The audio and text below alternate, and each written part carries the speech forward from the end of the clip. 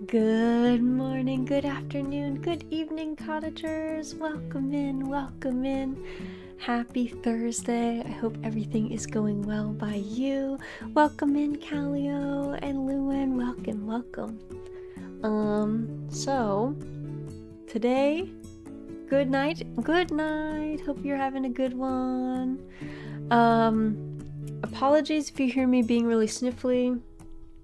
I'm getting beat up by pollen allergies today.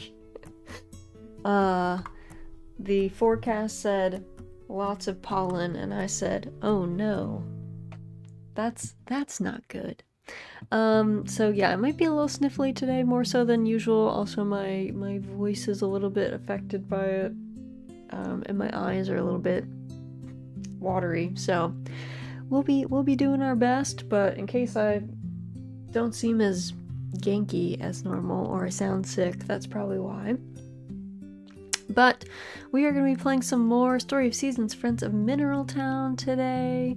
We are in kind of the tail end. We're in winter of year 2. So we're just going to keep plugging away, seeing what we can get done. I don't know if we have any other like major festivals that we need to do anything for, so I think we're just gonna be chilling, hanging out, seeing the sights, all that good stuff. Let me go ahead and get the game booted up, and then we can hop in. See what there is to see if my controller decides to play nice. Sometimes it's like a 50-50. Alright, let's try. For some reason I think I've been doing full screen left over here. Let's see. Alright, it looks good to me. Alright, so we are on winter day 13.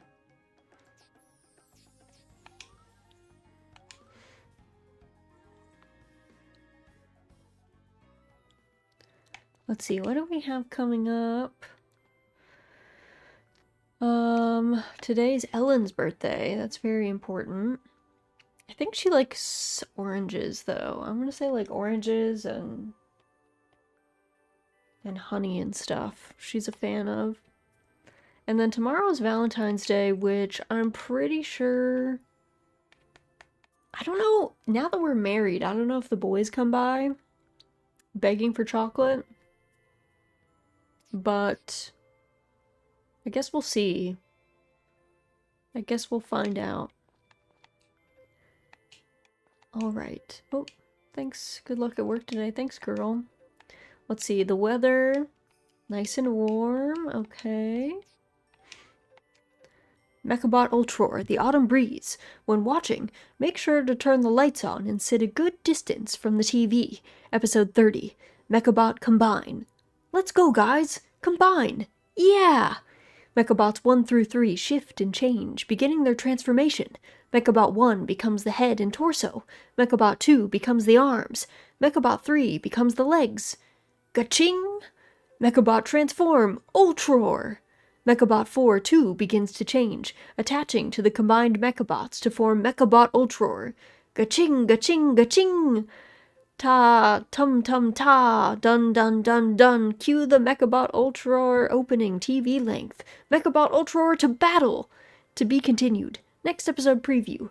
Mechabot Ultror attacks, striking a critical blow to the Earthen Doll. Is that enough to end the battle? Find out in the next episode of Mechabot Ultror The Autumn Breeze, episode 31, Sliced in Twain. Look forward to it. Chocolate is good, so hope they come. Chocolate is good. I do like chocolate. I don't love that we have to buy it for them, I guess, but we'll see. We'll see if we're feeling generous.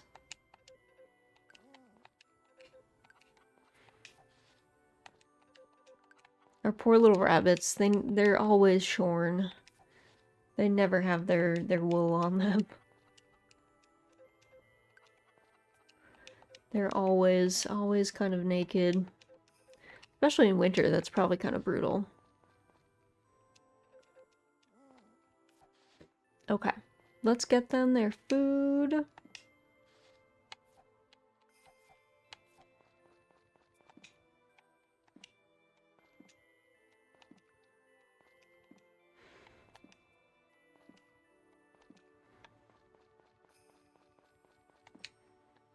And let's see, I get them to process all of these into mayo because it sells for more.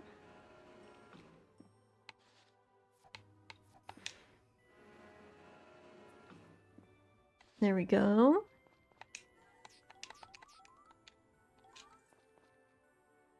Let everybody out.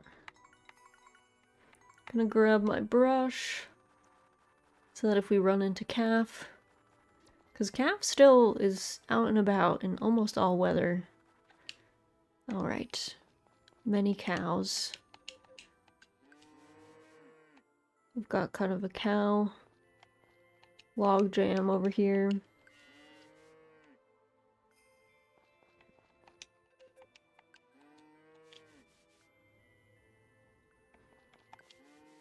There we go. I don't know why that first brushing did not register. Don't know why that was. Okay. There we go. They are all set.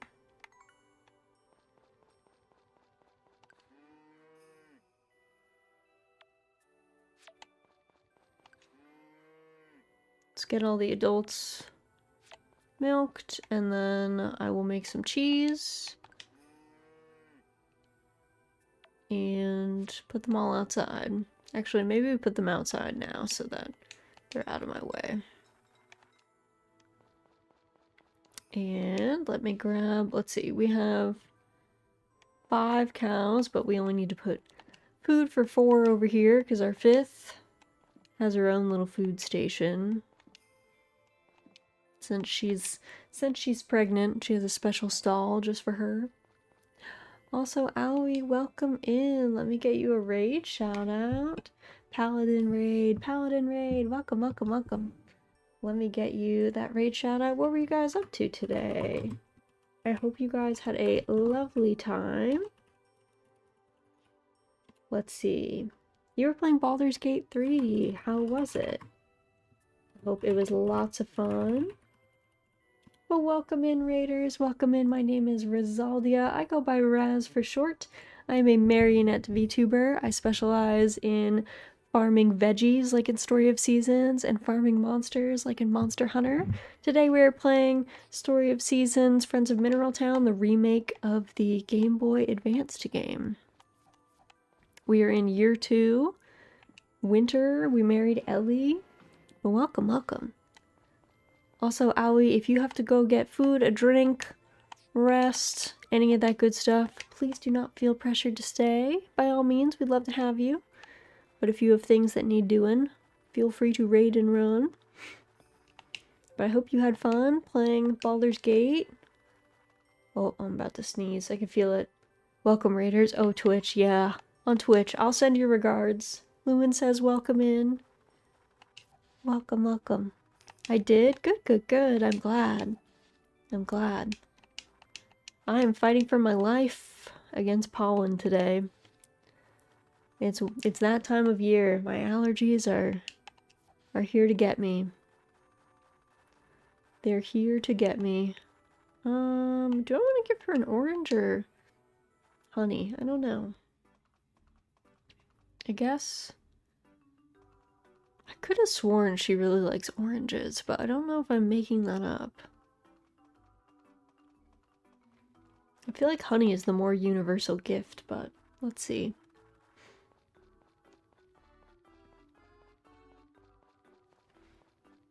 Let's go into Ellen's house. It's her birthday today. Oh, my stars and garters! Not that I've worn garters for many years now. Ho ho, a present for me! And so another year passes me by. Aww. The snow's piling up outside, isn't it? It's like this every year. It's so cold that even on clear days the sun can't melt all the snow. I love Ellen. She's one of my favorite characters in this game, I have to say.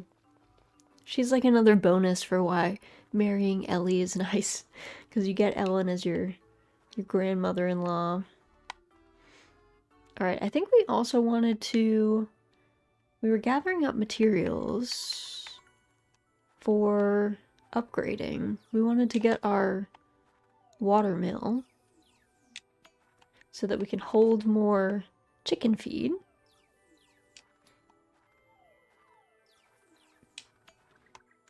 So we need more stone. I think we need more wood too. I'll have to check when we go back to our house how close we are.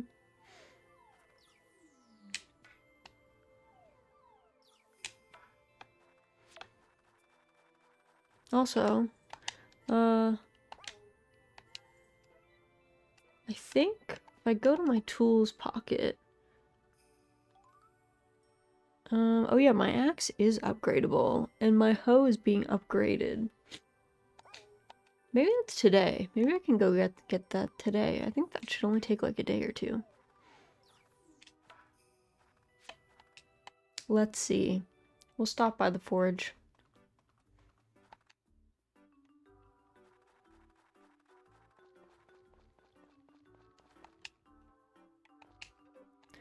Mithril hoe is finished. Perfect. Alright, I should get some more mithril and we should hand over our axe, I think. Let me check how much wood I got first. Let me look. Check my stores. Okay, maybe we actually hold off on the axe.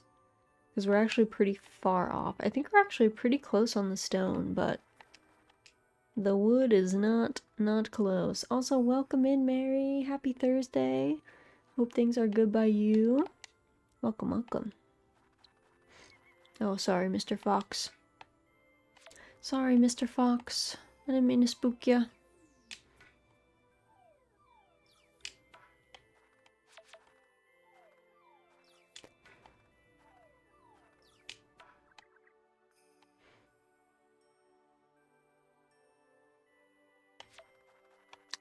Let's see. My girl's like, I'm dying of heat stroke in this reindeer kigurumi while you're making me cut wood. To be fair, it does look like a far too warm outfit for winter physical activity. I don't think it's that cold in Mineral Town. I don't think it's cold enough to warrant bundling up that much.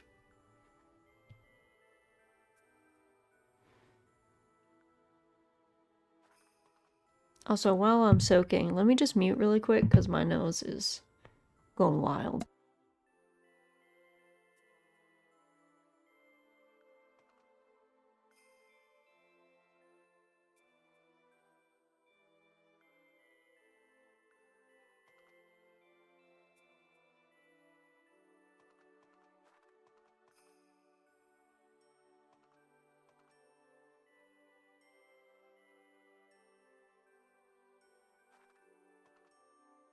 Alright, I'm back. We're still soaking.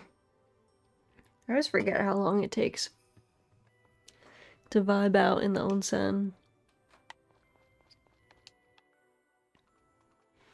I guess that's what I get for not getting too full before I go to bed. I must be leaving my stamina and my fatigue pretty low. I can only do so much. Especially now that flowers, like, die every day. I think you get a bonus to fatigue and stuff. Like recovery, as long as you have flowers in your vase, but in winter all the flowers die in one day, so I think I would go through my whole stock too quickly.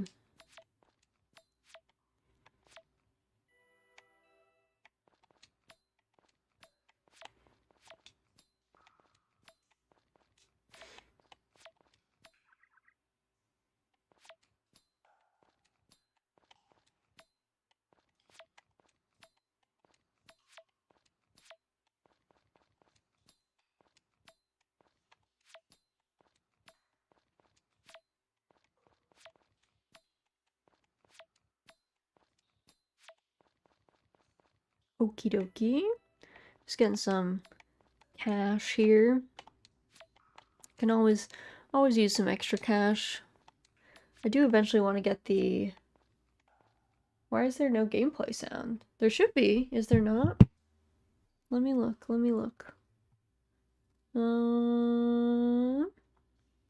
There should be. Let me see what happens when I'm... Oh, I see something. It might just be kind of low. I can boost it if we want, but the music volume might get a little loud. There's no music in the mines though. It's just silent. It's just quiet in the mines. But like if we go outside... Oh, it sounds really quiet. I wonder why that is. Hold on. I see. It looks really quiet.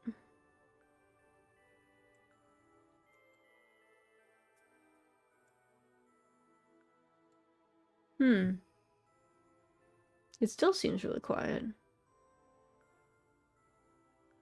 Did I mess up my gain filter?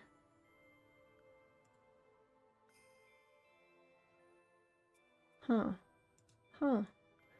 It's very soft. Oh. How do I undelete that? I hit the wrong thing. No. I'm sorry I deleted that message by accident. If I max out my volume, I can just about make out some sound. Okay, let me boost it then. It is weird. Yeah, I see.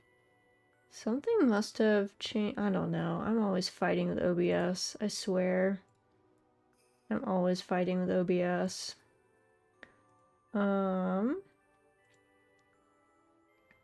Let me just max out gain and then we can adjust from there.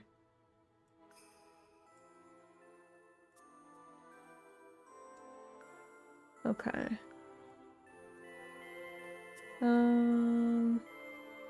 Okay, that should be better. I don't know why. I'm like worried for my other stuff. Worried for my other things. Alright. Maybe that'll help. Maybe that'll help. I hear it now? Okay, good. Let me know if it's competing with my voice. That's so weird, though. I've had a setting, because I wrote down the values before.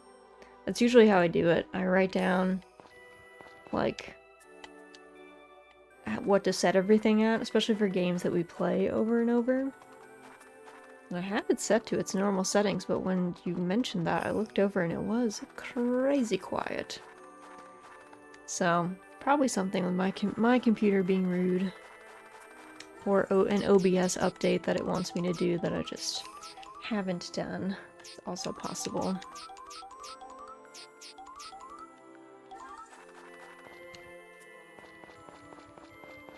Alright, let's see, we finally hit 200 wood. Yes, love that. Do I have any flowers in here? Did I stock up? Barely. Barely any. Okay, probably OBS just being OBS. I know, I really should update it. I'm like kind of afraid it's gonna break my multi-streaming thing, but maybe I just go with it. Maybe I'll figure it out. If it breaks, it breaks, I guess. We'll figure out. We'll cross that bridge when it comes to it. Okay, let me put Calf away, because he will not put himself away. And what was my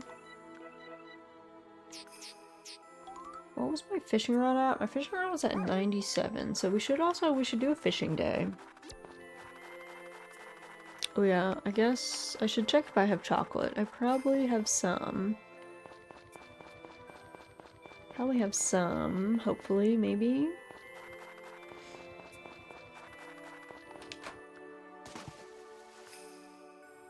Do a little bit of soaking so that hopefully my stamina comes back, like, to full. Hopefully my stamina comes back to full. Raz, happy Thursday. Welcome in, Perky. Welcome in, welcome in. Hope you're doing well. We're just doing some soaking in the onsen before we go to bed. As one does.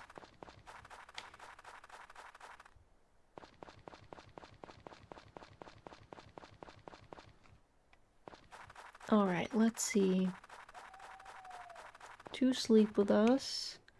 Hot spring looks so good right now, I know, right? Very appealing. Very appealing. I wish I had an onsen near me. I do not. Tragically. Today's Valentine's Day. Who should I give chocolates to? I don't know. Probably our wife. Can I give chocolates to my wife? Do I have chocolate? I do.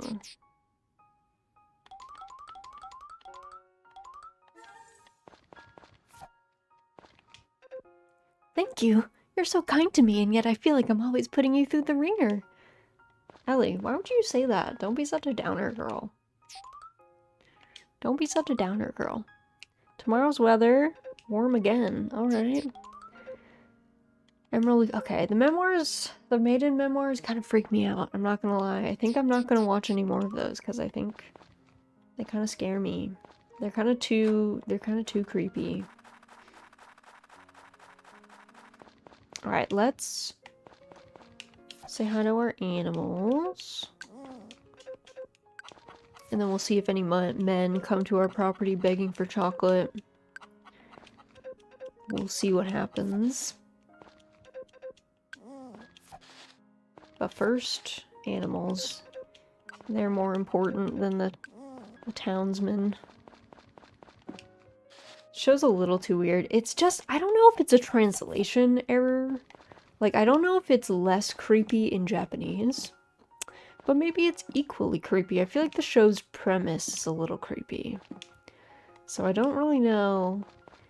I don't really know how much would be changed, but there's part of me that's like, maybe it's just kind of a translation thing, and it's not as weird in Japanese. Maybe one day when I brush up on my Japanese enough, we'll revisit it, take a peek. Alright, let's let these friends out. Let me see if anyone is coming to my house. I don't see anyone yet. I feel like there was someone, but maybe they didn't come until like 7 or something. Let me see. No. Keeping my eye out. Maybe it's like 8 or 10 or something. I don't know. I don't know.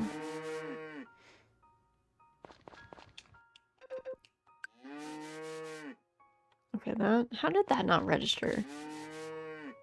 I think that was Philly that got brushed. There we go. There we go.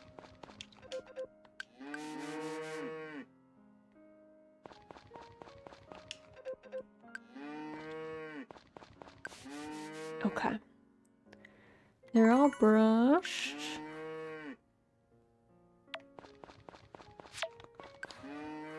What's up, Pickles? You chillin'? You're chillin'? Alright, let's get fodder.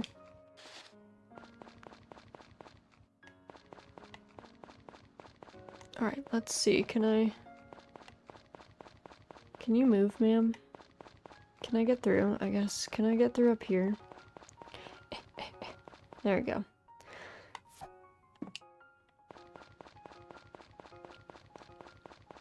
Hard to squeeze through these cows. They're big animals. And I'm not tiny in my bulky reindeer kigu. Alright.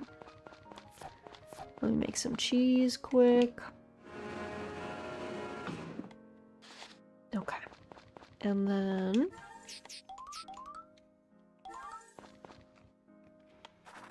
I always think I'm prepared for how huge the cows' heads are, and I'm always wrong.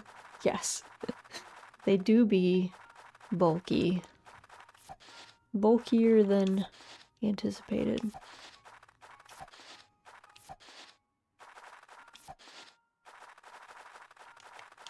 Maybe these men did not come to our farm. Maybe we have to go forth and give them chocolate wherever they are.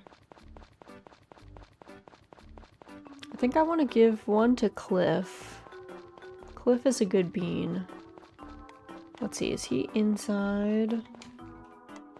Here? He's not here yet. Does he not work Saturdays? I don't remember. Alright, maybe he's at his room.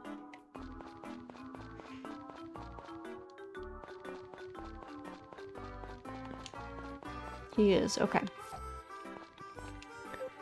Thanks. It's kind of embarrassing to get something in return. Oh. But the Rudolph outfit is cute. It is so cute. I agree. It is a cute fit. It's seasonally appropriate. So I feel like we gotta wear it. Who else? Let's see, do I have low friendship with any of the male leads? I wonder what happens if you give Moogie chocolate. He's a man. He is ancient. And oh god, I guess I literally never talked to Basil. Guess I'm not friends with Basil.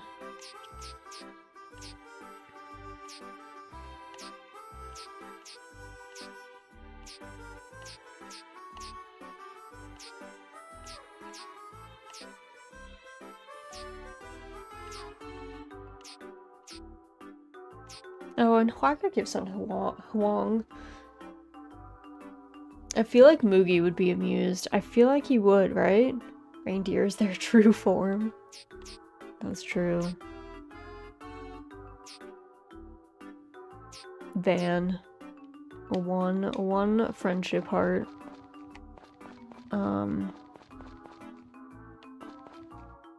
Alright. Let's give some chocolate to Moogie then. Well, let's do it. Let's see what he does. Van with one is sad. I know. He just doesn't come by very often, so. Oh, this is for me. He was very not into it. I'm not giving Harris chocolate. I don't like the police. I don't like the police. That was a downer. Moogie was like, I don't even think Moogie liked chocolate. I might have gone down in friendship score with him.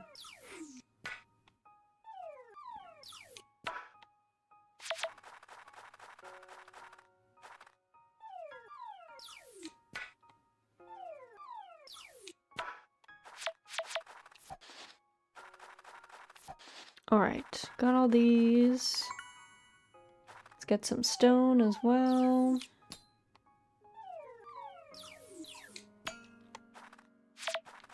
I think Van, it's supposed to be sunny tomorrow, so I think Van should be in the town square.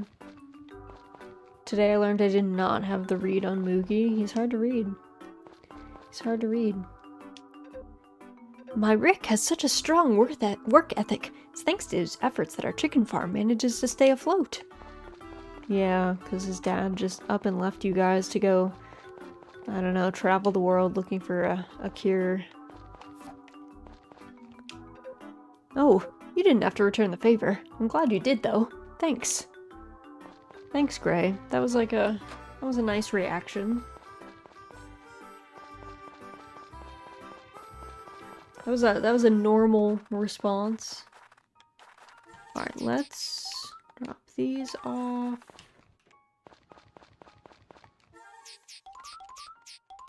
There we go. Also, oh god, did not mean to click that, but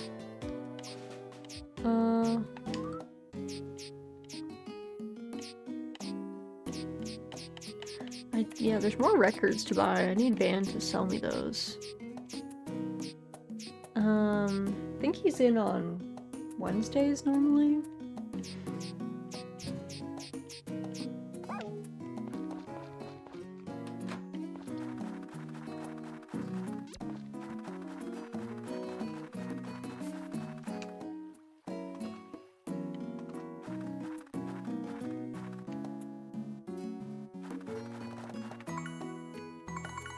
Okay. I freaking love this theme. It's one of my favorite tracks.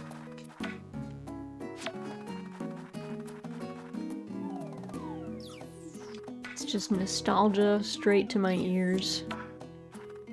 Straight to my ears, right to my brain.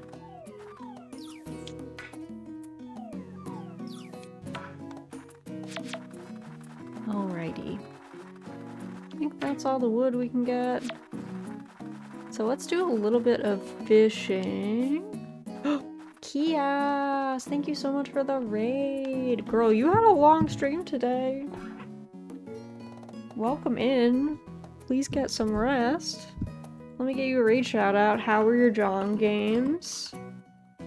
I hope the flow was good.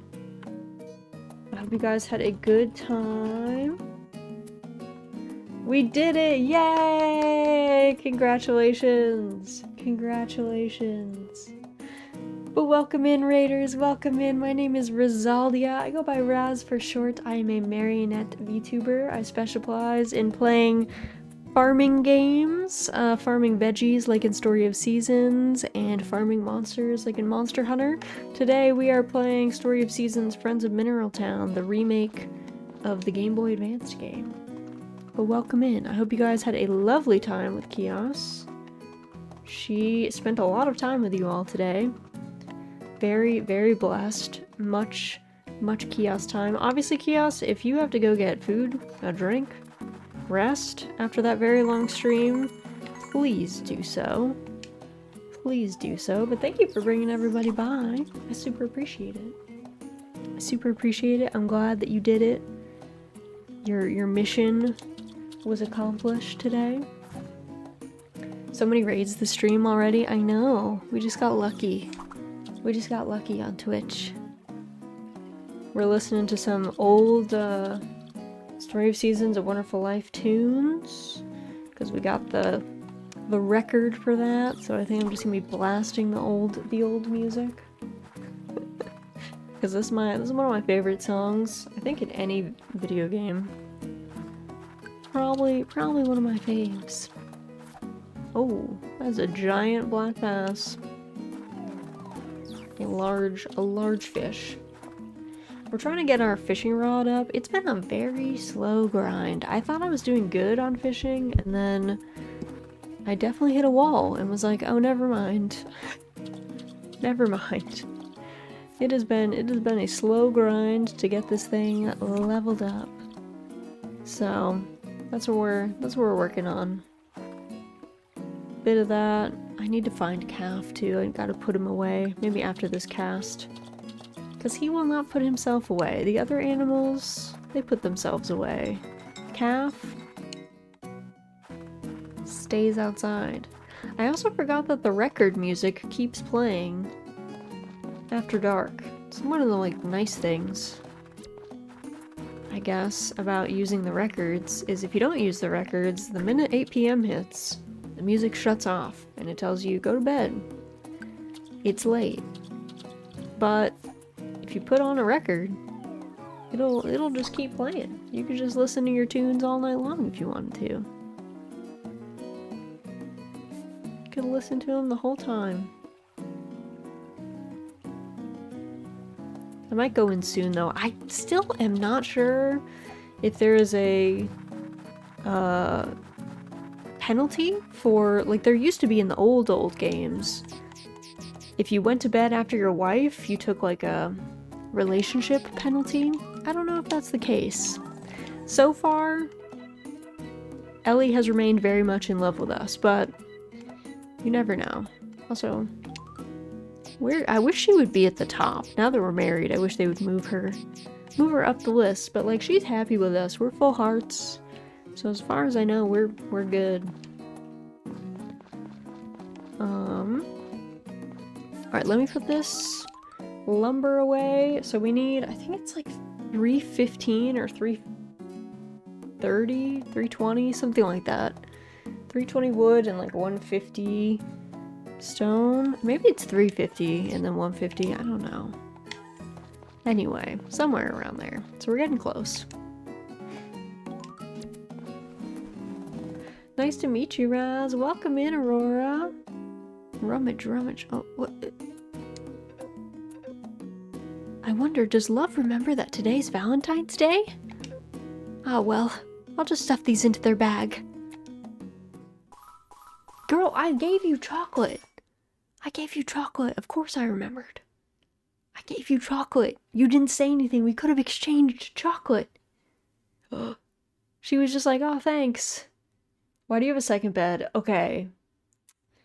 At first, I thought it was a graphical bug. And it might still be a graphical bug. Let me preface it with that. It might still be a graphical bug, but I kind of have a theory that that third bed that's like stuck onto our double bed is going to be our child's bed. But it is weird looking. It do be, because this was originally our normal bed, and then we bought the double bed, and it just stuck itself just, you know, side by side. So it's definitely a move. Oh, what did she give us? Hold on. Orangettes. Give me those. I'm gonna munch those. Morning, love. Hey girl, thanks for the orangettes. We don't even know how to make those. Today's Duke's birthday. Do I want to wish Duke a happy birthday? He's kind of a weird dude. He has a lot of issues. I don't know. I have mixed feelings on Duke. And then we have nothing. Then we have Jennifer's birthday. Then we have kind of a birthday gauntlet. We have Jennifer's birthday, Huang's birthday, and Marie's birthday, all back to back.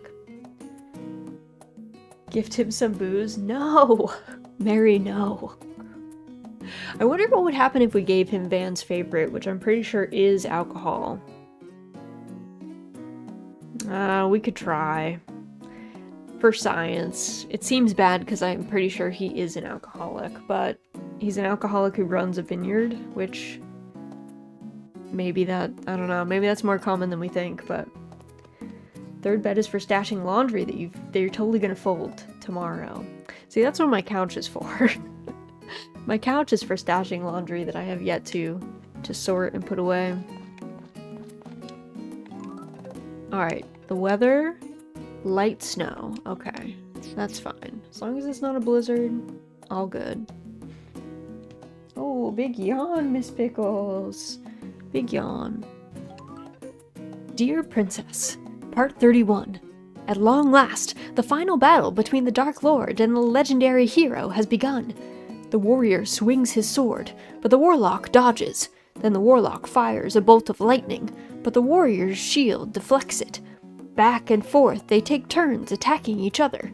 Sometimes they land a hit, sometimes they miss. Rinse and repeat. I hate to say it, but this is actually kind of boring. The legendary hero has been putting up a valiant effort, but the Dark Lord definitely has the upper hand. As the fight drags on, I notice that the knight is already running out of breath. The legendary hero is a mortal man, after all, unlike the Dark Lord, who hasn't even broken a sweat. I think this fight's just about over. Take this, says the Dark Lord, firing a magic missile from his fingertips that knocks the legendary hero to the ground. As he drags himself back up to his feet, the knight says, "You're on another level from the last Dark Lord." "To your credit," says the warlock, "I see now that your title is well earned, but playtime is over." The Dark Lord raises a hand to fire off another salvo of enchanted projectiles, and I realize that the next time the legendary hero gets knocked down, he won't be getting back up again. To be continued. My favorite show. My favorite show. Oh, I did not mean to click news. That news is actually, it's like game guide knowledge, but just like basic stuff. Alright. Got collect all the eggs. Then we have to go see, I think it's like noon or 1. Vane will be in the town square, but we can buy pet treats from him, which would be nice.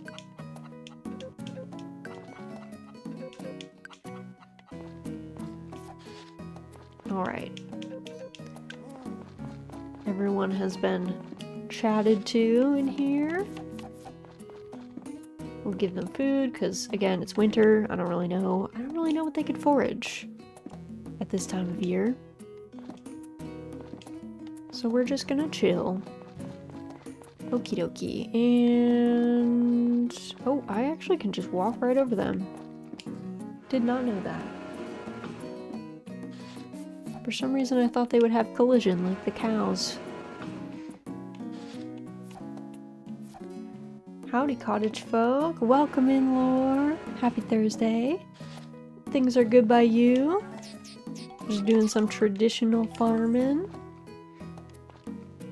Hope your week's been going well.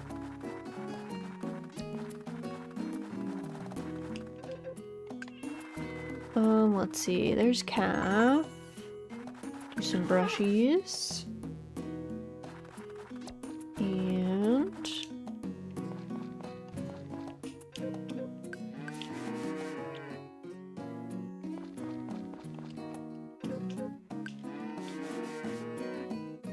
alright, my cows. If my cows could not totally stack on top of each other, that would be pretty helpful. I don't think I was able to talk to Tadpole yet. Okay. Bit of a rough day. At least we should be past the worst of it. Oh, I'm sorry to hear you had a rough day. I'm glad you're hopefully past the worst of it, like you said. Hopefully the rest of your day can be smooth sailing. Also, welcome in, Bee. Hope you're doing well. Farming has been chill. I have been slowly dying of my pollen allergy today. So that's been kind of a bummer. But otherwise, doing great.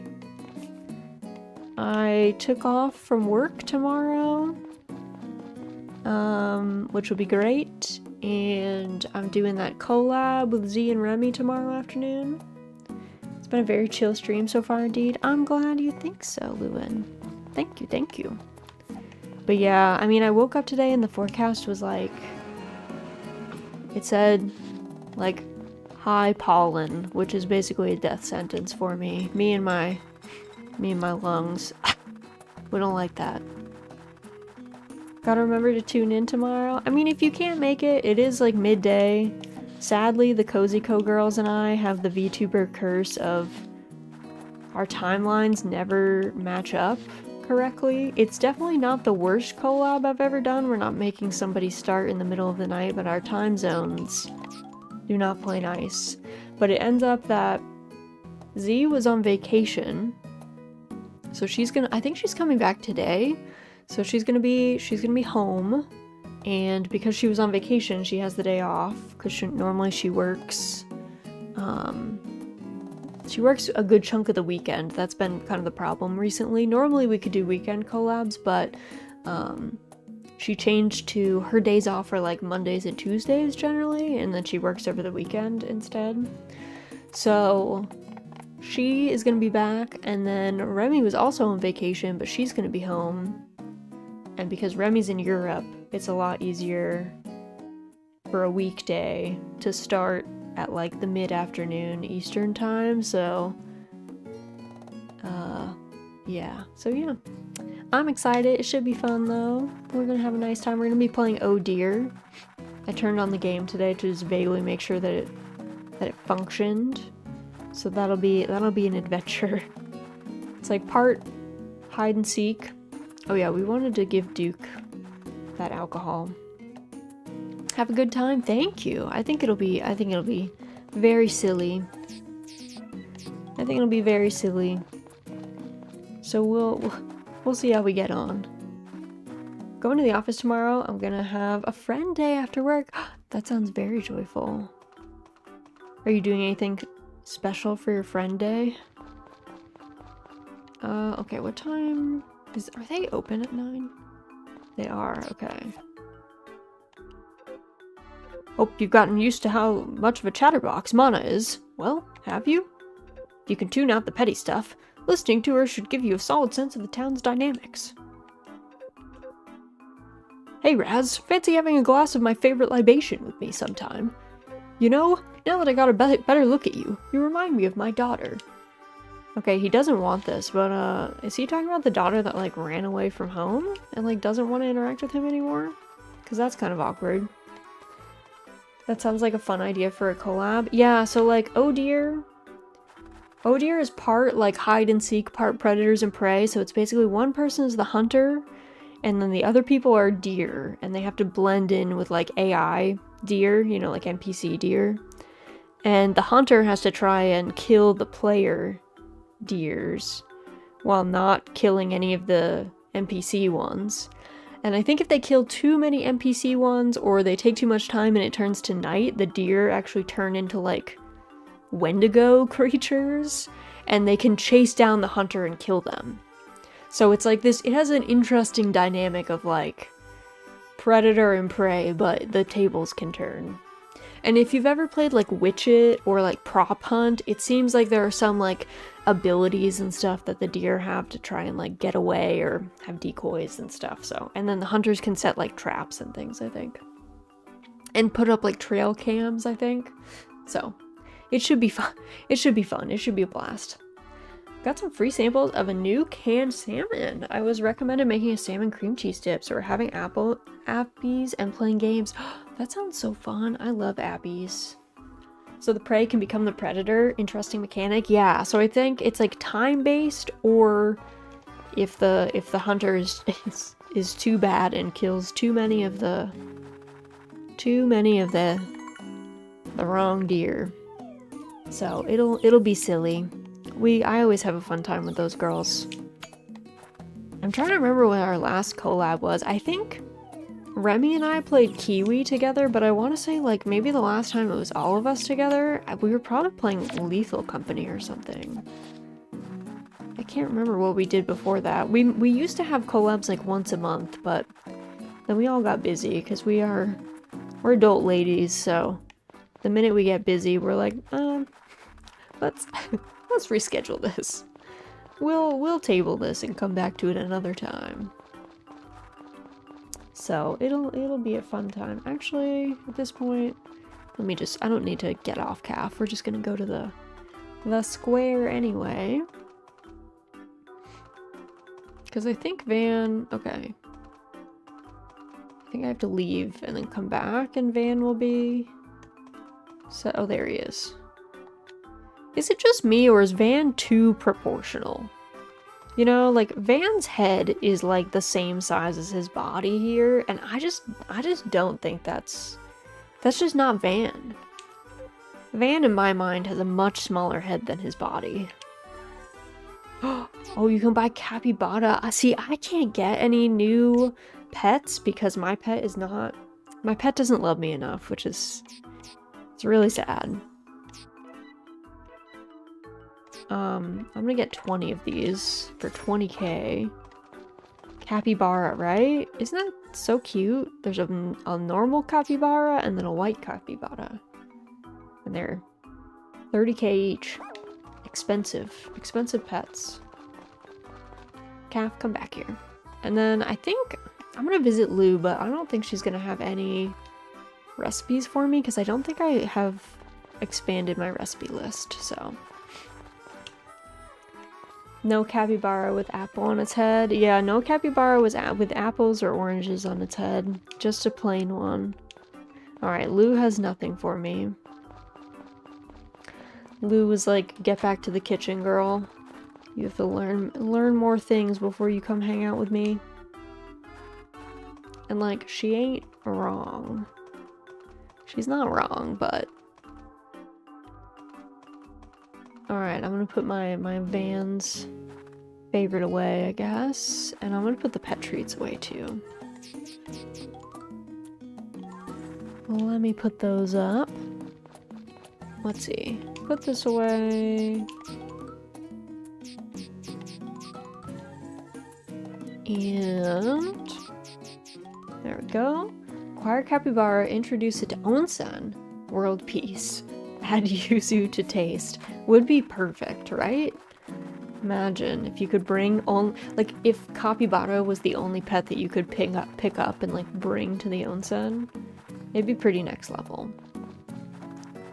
That would make this game one of the greatest games known to man. I don't think that's possible though.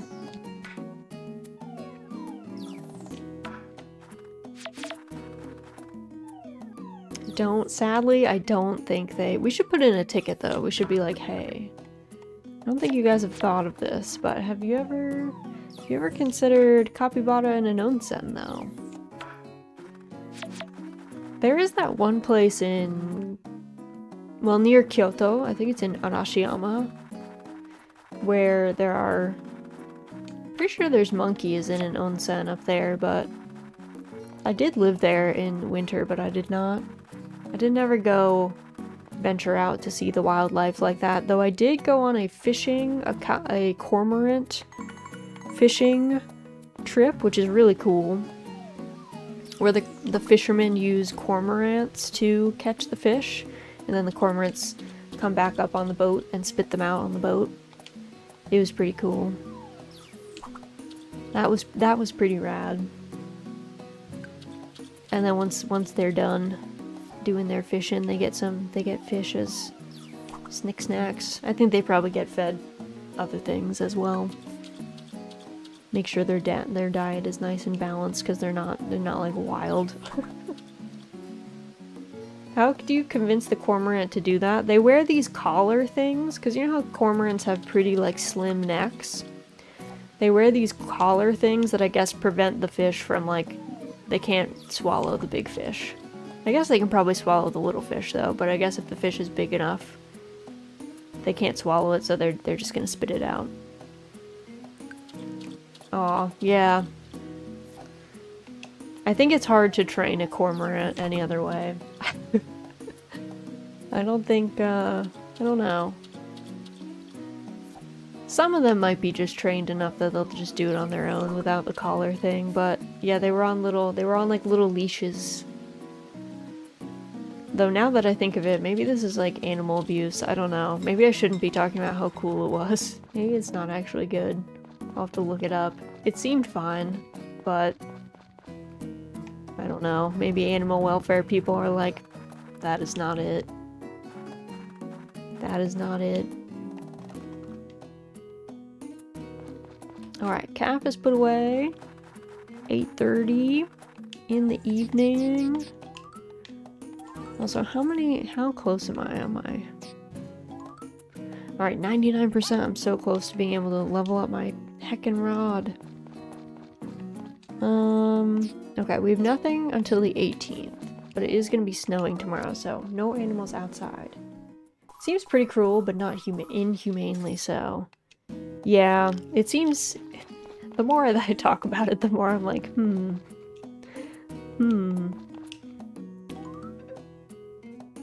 Though they didn't seem tight like you know how dogs have like choke collars and stuff? It didn't seem like that. They just seemed like they had these fairly normal... Oh, wait, what is this? Is this a blizzard? Tomorrow's weather. Gonna be a winter wonderland. Heavy snowfall is forecast all throughout the day. Please make sure your house is closed up tight and all your animals are safely inside their warm barns. Okay, so that is gonna be a blizzard. So we're gonna have to... I don't know if I can actually double feed my animals, because I just don't think they're gonna eat their feed by the time, but I'll check in the evening, I guess. Fish or be fished. Don't fish for mediocrity. Cast your line for excellence and reel, reel, reel. It's time for another episode of the Fishing Facts Show, Fish or Be Fished. Today we've got a famous angler, Mr. Fisher, talking to us about what we can fish up during the icy season of winter. Oh, Mr. Fisher! Hello there, Mr. Fisher here. Fish don't tend to be very active in winter, but as long as you keep burning the midnight oil, you can still fish up some whoppers. Hit up the ocean in winter to find tuna and blowfish. Smelt, meanwhile, can be found downstream. Try discovering for yourself what kind of fishing rod you need to land these beauties. Thank you very much. See you again next time, folks. Alright. Might be a good time. Oh, I forgot to put the wood that I had away.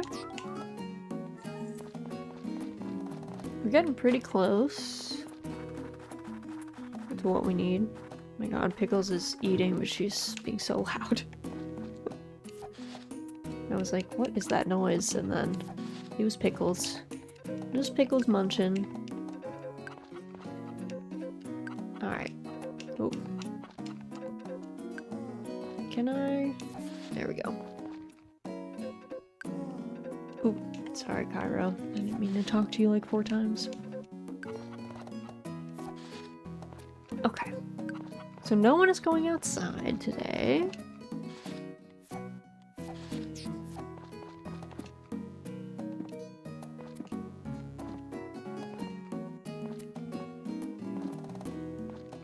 Okay.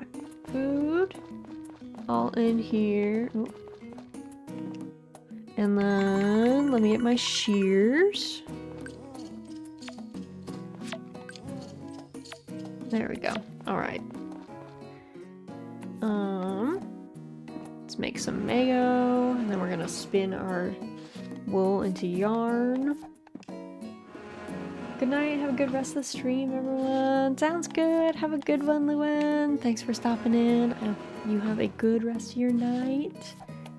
All right, let's see. We got wool. There we go. Get our yarn. And drop all those in there. For some reason, Calf will be out and about, even though the other animals really should not. Here, have this pet treat. She loves her pet treat. What up, Calf? There we go. Alright. The cows have turned into a cow puddle. Here, just one big blob.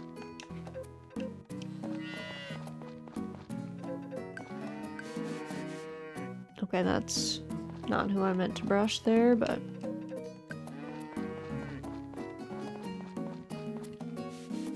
Nope.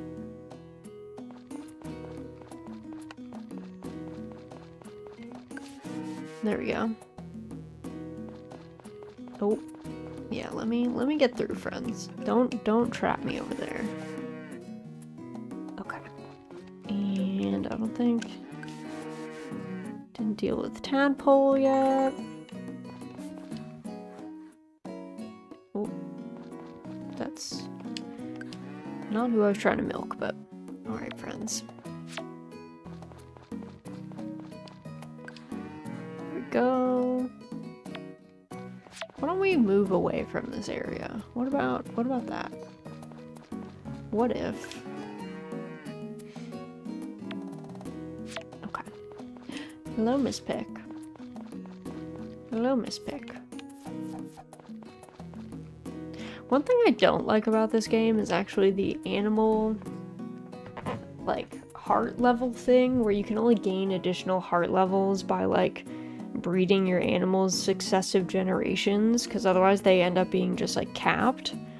So it kind of sucks, because if you want the better produce, it's not just like time spent with the animal, it's like you actually, like, there's certain animals you get early that just will never produce the best stuff. I don't like that. I don't like feeling like I'm forced to sell my animals. I like to get like 1 or 2 cows and live my best life. Oh, you know what I can do? This is a 5-head play. I have just enough animals to do this with. See what they were going for, but yeah, like, I get the vibe. I think it works better in, like, games like Fae Farm, where you have to, like, breed animals to get different color variants or something. Like, having that friendship increase thing would make sense there. But they're not doing that, so I don't like it. Alright, I'm just gonna put Calf away. It's not the correct weather for animal friends to be outside, so. Though Pickles is a rebel. She's gonna live her best life and do whatever, but she's not domesticated. I cannot control her. She is her own master.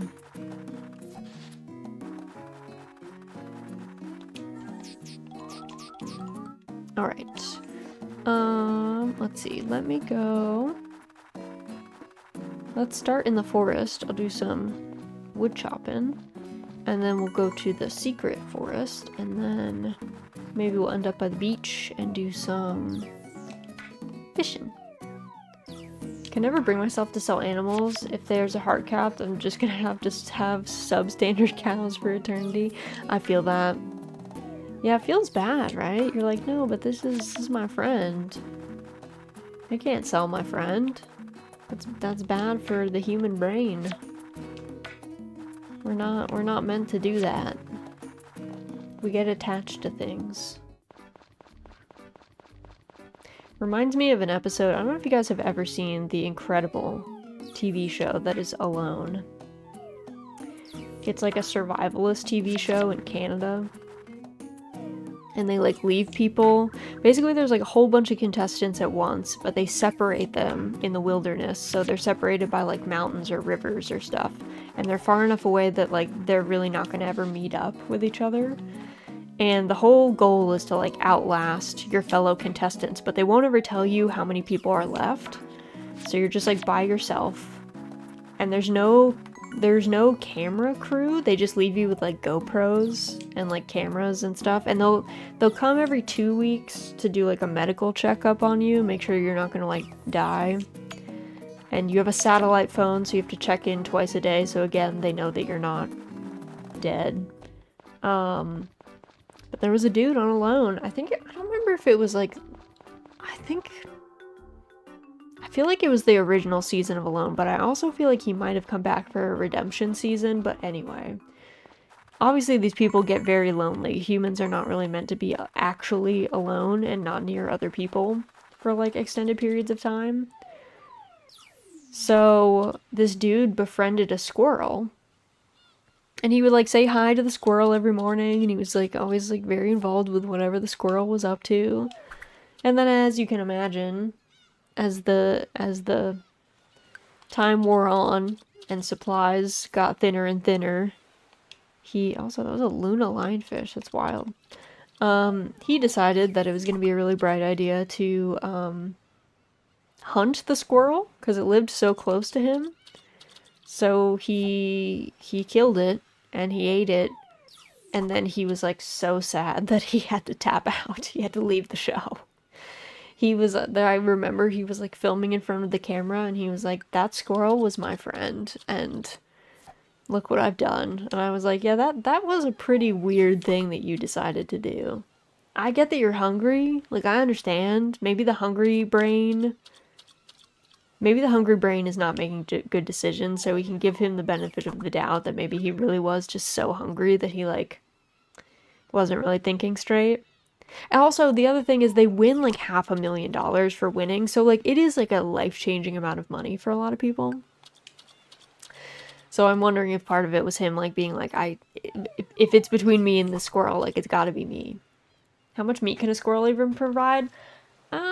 It's not a lot, as you can probably imagine. I think if you make it into, like, a soup, you get more, like, use out of it, but if you're just, like, eating a squirrel as, like, a roast squirrel, like you would eat a roast chicken, that's not a lot of meat. So, yeah, just a really bad move. So yeah, don't eat your friends. Don't sell your friends in games. Don't eat your friends. Oh my god, my fishing rod! I can upgrade it. I can't upgrade it today. Also, welcome in, I'm him. Hope you're doing well. Hope things are good by you. But yeah, if you haven't seen Alone, maybe this was not the best way to pitch the show, Alone, but it is an amazing show. It is an amazing show. The show sounds awesome, except for exactly that episode. I want to say that was again, I vaguely feel like that guy was on season 3 of Alone, but I also feel like the squirrel thing might have happened in a Redemption season. Like, I kind of feel like he was on Redemption Mongolia. I will look it up in a sec. What game is this? This is Story of Seasons, Friends of Mineral Town. It is the remake of the Game Boy Advanced game. Maybe tomorrow when we're snowed in, I will look up which season that man was on. Though to be fair, if it was season 3 was actually like that really good season. I think my favorite seasons of Alone are seasons 2 and 3, I think. I think seasons 2 and 3, between the two of them, have like the best cast. Season 2 is in Canada and season 3 is in Patagonia. And they both have just like a really good cast. Though I think the people that won both season 2 and season 3 were not my favorites for sure. But still I enjoyed watching them.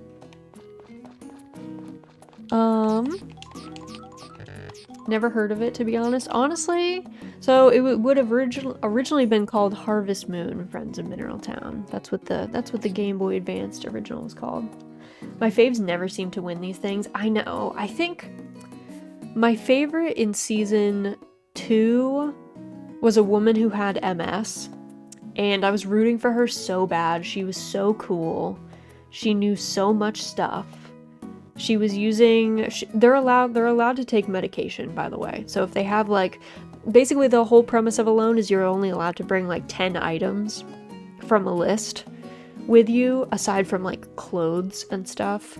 That way you can't like cheat and have like a life straw or something that just trivializes like getting fresh water or whatever. But you're still allowed to bring like any medications that you're on, any of that stuff. They actually don't want someone dying on the show because that would kind of ruin the whole vibe. But she was like supplementing her medication with a bunch of like herbs that she knew that grew in the area, which was amazing. But yeah, I think she just started feeling really sick and had to tap out. And I was like, I am sad that you're tapping out, but I'm also proud of you because yeah, it's not worth it. I love reality TV for only that exact reason. Rooting for your favorites. Great British Baking Show is life. I love Great British Baking Show. I didn't like when the two, I don't know what you call them, hosts? When the two hosts changed, really. It started getting worse, but then I had someone recently that was like, you need to go back for some of the more recent seasons because they actually got good again. And I was like, alright, maybe I do. Maybe I need to go back. But Bake Off was great. It's a great show. I also really like Antiques Roadshow. My old roommate and I binged Bake Off a couple years ago. Inexplicably excellent show. It's kind of wild.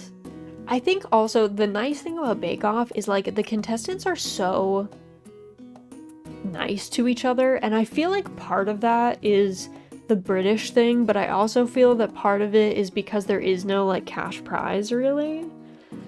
Because I just imagine if there was an American Bake Off, people would be sabotaging each other and being really mean to each other. Like people would not be helping each other in the same way that they do. I feel like I have not seen Canadian Bake Off, but I need to go watch it because I feel like it also is gonna just be like comfy, cozy, everyone is rooting for everyone else vibes. I just cannot see an American Bake Off working out. I just do not feel like it would be nice. Which is kind of the whole point of Bake Off is that it's not like cutthroat. Also, give me 1 second. I just need to turn my light on. The sun do be setting. Alright. Oh my goodness. No, let's not take out our pedometer. But yeah, I like, as far as like reality TV shows go, Alone is probably my favorite. I also really love historical reality TV shows, which are often very problematic for various reasons. The biggest one is most of the Most of the early historical reality TV shows involved children, which I do not think is, like, a child cannot consent to being on a reality TV show, and also can't consent to, like, be asked to live like it's 1880 for 5 months in Montana. But those shows were so fun. 1900 House. My favorite historical reality TV shows are probably Frontier House and I think it was called Manor House or Edwardian Country House. I think there were 2 different names for it, but I love those shows. There was one season where there was a very cocky guy, but he got humbled later and he began helping his fellow contestants and stuff. He stopped what he was doing to show one guy how to make shoe paste. Dude, that's character development. But in real life.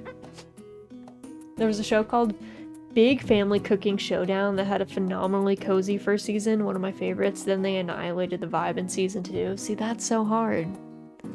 It's so tough. It's so tough.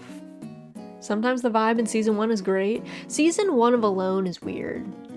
I actually watched season 2 of Alone first, and then I went back and watched season 1, and was kind of glad that I hadn't watched season 1 first. Because I feel like they eat a lot more banana slugs, and they get really, like, hooked on the concept of these people eating kind of gross things, and I feel like they focus on it too much. Like, I don't know. I don't think we need to think too hard about the weird bugs these people are probably eating to stay on the show. I like The Circle a lot. Incredibly cringy, but still kind of fun. What is the premise of The Circle? Is it like a Survivor-esque? Is it... because it sounds like culty. Like, The Circle is the name I would give a reality TV show where someone has to, like, found a cult. So that's the vibe I get from that. My roommate made me watch season 1 of The Circle, not for me. Oh dear, is it about a cult? Alright, let me quick check. I'm gonna wait till it's 8 p.m. I'm gonna check on my chickens. I do not think they will have eaten their food though. So I think I'm just gonna have to deal with not having eggs for a day. A number of players move into separate apartments within the same building. While playing, contestants are kept isolated from the outside world and each other, and are not allowed to meet or communicate with each other face to face. Instead, they communicate via text. An especially designed social media app that, through photographs, biographies, and text chat, gives them the ability to portray themselves in any way they choose. Players can thus opt to present themselves as a completely different personality to the other players, a tactic otherwise known as catfishing. And then they vote each other out. Man. Okay, they have not eaten this. The Circle came out during the pandemic, hence the isolation. Oh, okay. So was it not meant to be isolated and then they were like, let's do this. We'll pivot. Let's pivot.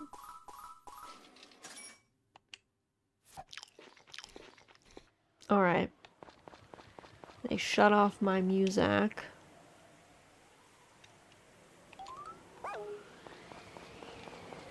They shut off my music. Morning, love. Good luck at work today. Girl, I literally can't leave the house. Literally can't leave the house. First aired in January 2020. Oh. Literally right before. Kind of weirdly prescient.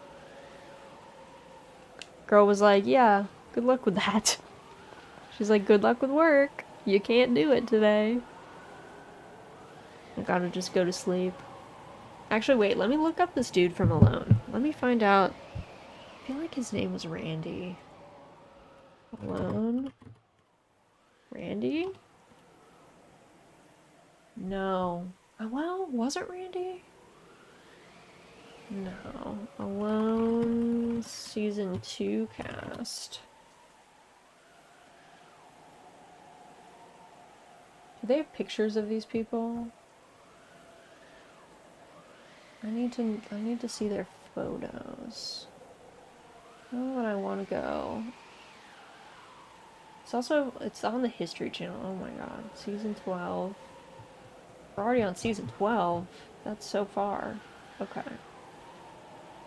Season... I feel like... Could it have been... No, I don't think it was Randy. Am I just like hallucinating? Oh, you know, it was Brit, I think. I'm pretty sure it was Brit. Alone Brit. Did he come back for a redemption season? He did. Okay. Okay, it was Brit. Brit was the one that ate the squirrel, who was also his friend. Apparently it's based off a 2018 British version of The Circle. So I was totally off. Oh. Well then. Keep in mind, incredible levels of cringe, but oddly charming to me for some reason. Hey, sometimes you just need that comfort show. You know? Doesn't have to be great. Doesn't actually have to be a masterpiece. Also, welcome in, LA. Hope you're doing well.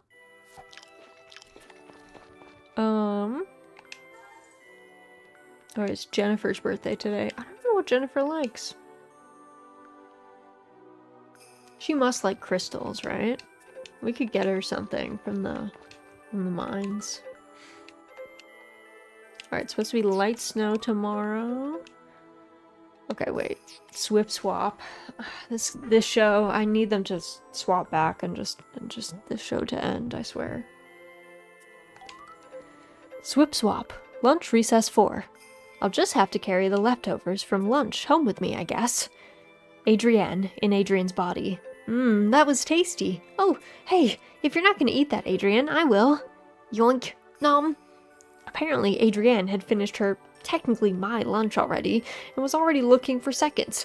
She reached out and snatched a big red lump out of my/her leftover, okay, almost completely untouched lunch, and popped it in her mouth. Huh. I thought you didn't like spicy foods, Adrienne, but sharing bites of each other's lunch is something that lovey-dovey couples do all the time, I guess. What? That's it? Well, she's not gonna sweat the small stuff. I'm not about to waste my breath complaining. Adrienne, in Adrian's body. Yum. Man, I'm stuffed. Huh? Well, my mind was wandering. My, again, technically her, entire lunchbox was licked clean. Sheesh. You eat way too fast, Adrienne. To be continued. This show. I always try to come back for SOS if the time works for me. Nice. Nice. It's funny, I like playing farming sims, but I actually do not like watching farming sims at all. That's probably like my least likely, like if I'm gonna watch a stream based on the game, it is never gonna be a farming sim. Even one that I haven't played. I'm always like, nah. People always say like, make the kind of content that you would like to watch, but I don't, because I wouldn't watch this. At least not for the game. Maybe for the vibes, probably. For the game, no way. But I feel like most people are here for the vibes anyway. So real for that though. I just don't know. I just find farming sims really boring to watch. So yeah, I'd rather just have, when I'm watching a stream, if it's like for the game, it's usually like some high action game that I prefer. In fact, when the Vispo EN girls debuted, I was watching a lot of Remia because I really just wanted to like have Counter-Strike up on the other monitor, like a game that I would not really want to play, but I don't mind watching. 80% here for the vibes. Oh wait, no. Don't come outside. Heck. I'm sorry, guys. Are you guys all outside? Okay, now you are. Go back in. Oh, they only come out? Alright, well, they're about to be so upset. The maker sound effect sounds horrifying. It sounds like a blender in, like, the worst way. Or a device from, like, Saw or something. It is a disturbing sound effect, for sure.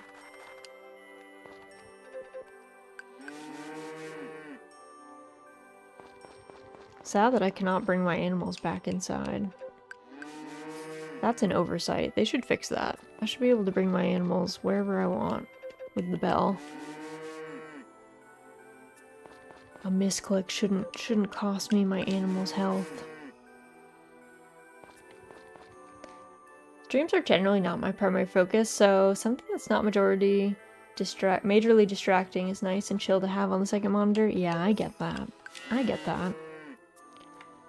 I don't know. Are any of you guys? Yeah, no, okay. We're not getting milk today, I guess. Bowl says nope. Even though I tried to feed you guys fodder, it didn't work.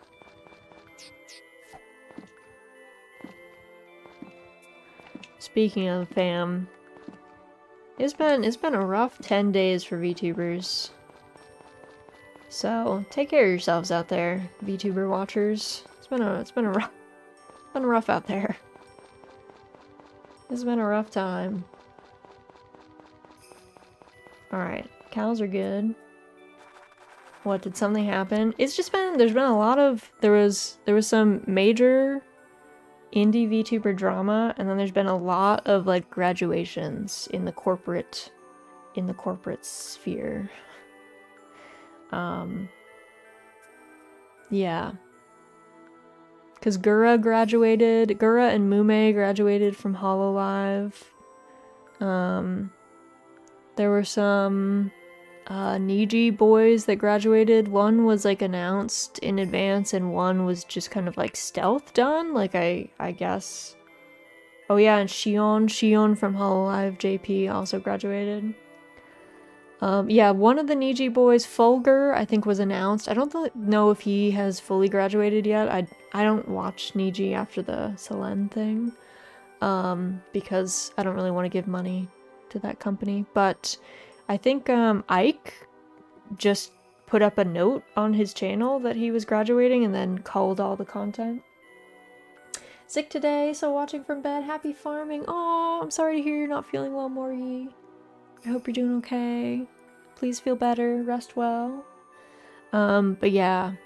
I think I think April and May are probably, like, common contract renewal dates. So it kind of makes sense that a lot of corporate VTubers would graduate at this time. VShojo also announced that they are parting ways with Matara. It's fine for her because she owns her IP, so, like, she doesn't have to, like, rebrand. And she doesn't have to become anyone else, but and then yeah, there was, like, the big indie VTuber drama with some of the bigger indies. Some of them had a very public, like, falling out situation. So yeah, it's been tough. It's been tough on VTuber fans, I think. I don't know anything about VTubers, which is funny because most of my regulars are now VTubers. Well, I've caught you up to speed now. You know all the highlights. Matara at least seems pretty drama-free, just a business thing to all appearances. Yeah. I think the Matara thing, it was a business decision. Matara is a good bean, as far as I know. There's nothing. Like, it wasn't parting ways because of a contract breach or something like that. I think it was the contract didn't renew, kind of thing. I only watch people like you out of a series of random encounters. I think, VTubing is probably just gonna continue to be bigger, because I think more people just don't like... People like to make things on the internet, but they don't necessarily want people knowing who their, like, what their real name is and bothering them in their real life.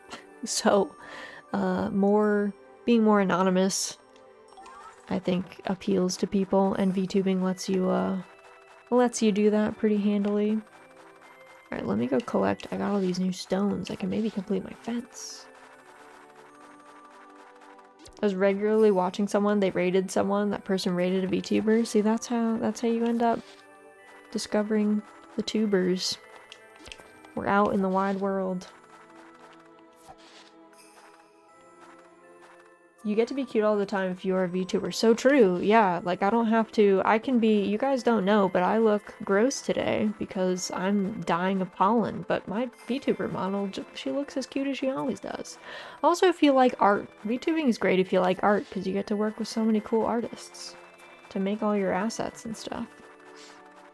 Count how many folks are VTubers just because they don't have to put on makeup before stream? Yes. Yes, cameras wash you out, so you kind of have to put on makeup to not look like you're dying on camera. And we just don't have to do that. Tubers can just avoid that. Tubers can just avoid that. We are free of that burden. It was like 2 a.m. by then. They were doing their first year anniversary. I joined the Minecraft server in Discord. That's funny. That's funny. A chance encounter. At such an opportune time, too. Celebrations are always fun. Oh. As a small one myself, yeah. VTubing's great. VTubing's for everybody. I think everybody should become a VTuber. Why not?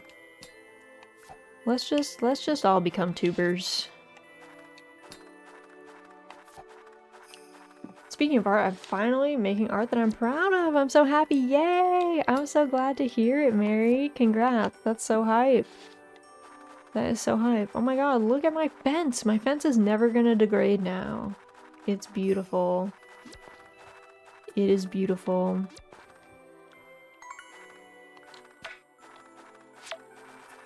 Raz advocating for the VTuber uprising. I am. I just think everybody should be a tuber. It just makes being on the internet way more fun. It just makes it so much more fun. And then all your friends, if your friends all have these VTuber characters, you can get art. You like never have to know what they look like. You know, your internet friends, you don't always know what they look like, but you may know them for years.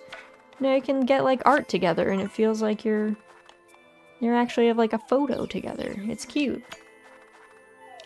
Never understood what that hashtag was for. I think it was just like a place to collect VTuber tweets on Twitter. I don't know that it actually had like an express purpose, I'll say. I don't know if there was like anything that you were supposed to do or not do.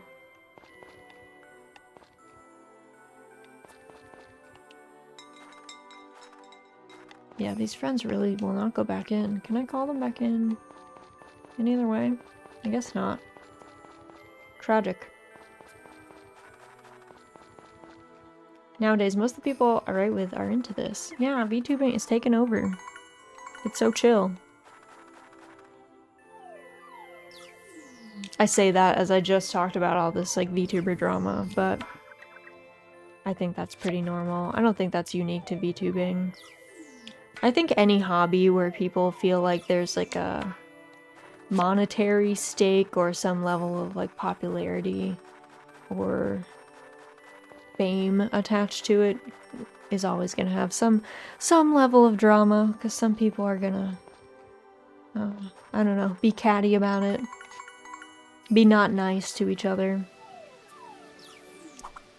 I was into competitive cosplaying for years, and there was always some drama in there too.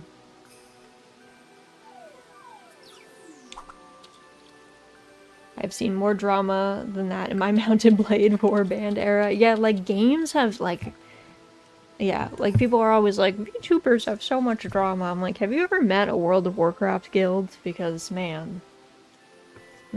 Also, let me mute for 1 sec, guys.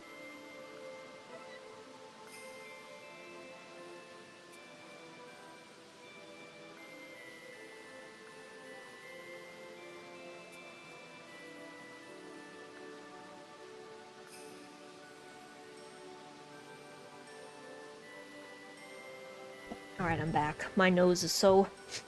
Will she mute for real this time? I did. I had to blow my nose, so... Nothing incriminating, it would just be kind of gross, I guess. I feel like VTuber drama is mostly pretty low-level stuff. It just gets blown up because I feel like the average age of the crowd skews younger. That's definitely true. That's definitely true. Yeah, there's a lot of big feels. There's a lot of Google Docs made about things that don't need a Google Doc made. We don't need a repeat of the incident. I know, that was so sad. I mean, it was fine. Oh, speaking of, when I didn't mute and you guys heard me talking to my husband about veggies that didn't arrive, they arrived today. They arrived today. I got my veggies. Incredible. I hope all is well on the farm today. Welcome in, Alexander. Yes, farming's going great. Cosplaying is cool. I only did 1 or 2 I made myself. The rest were bought. Can't do it anymore because big crowds trigger my anxiety. I feel that, Morgie. I feel that. I actually prefer... I haven't gone to conventions in a hot minute, but... I feel like I prefer smaller cons. Really big cons, like you said, like big crowds do freak me out. It's so much later than you were anticipating. Are they still fresh? Yes, yes, yes. It's a weekly, it's a CSA, community supported agriculture. So it's basically we gave money directly to a farm, and then we basically bought a share of the farm's crops for X number of weeks. So they were very apologetic. Apparently they delivered the vegetables to somebody else's house and they put them in their garage. So hopefully those people found those veggies. Hopefully they ate them and enjoyed them. But yeah, they showed up. This week's delivery showed up. I talked to the delivery driver. And he was like, I won't forget your house again. I'm like, that's fine, dude. It's no big deal. We were just confused. We just didn't know. We just didn't know what had happened. So, all was well. Got our veggies. The veggies have been acquired. Can you ask them to label your veggies? I think they did. I think those people probably found a brown paper bag that said my husband's like just name and like last name initial on it, just in their garage, I guess. Right on them with a Sharpie. They packaged them with like way more plastic than I was expecting, but maybe that's just the easiest way to transport them. Ask them to put in non-poisonous veggies on the box. just to make it, you know, suspicious.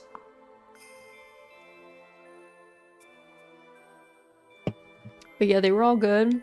What did we get? I think we got a bunch of young spinach. We got baby spinach. We got 2 heads of broccoli. I think we got 4 parsnips, 4 normal carrots, and I want to say those like Parisian carrots that are like rounder. Or they could be really weird turnips. It's possible. Hard to say because they didn't have their greenery on them. And then I got 2 or 3 onions and a whole bunch of potatoes. So lots of root veg, which is kind of understandable for this time of year, I'd say. Alright, let me see. Did I put Calf away? I think I did. No, I didn't. Where is he? Farm map. Oh, he's just in the middle of the field. So it's random? It is random. Yep. It's random what you get. You don't get to choose. It's just whatever they're harvesting that week. You get some of that. It's a great way to try new vegetables or new varieties of vegetables. One, because the farms around here will grow like heirloom varieties, so stuff that you would never find in a grocery store.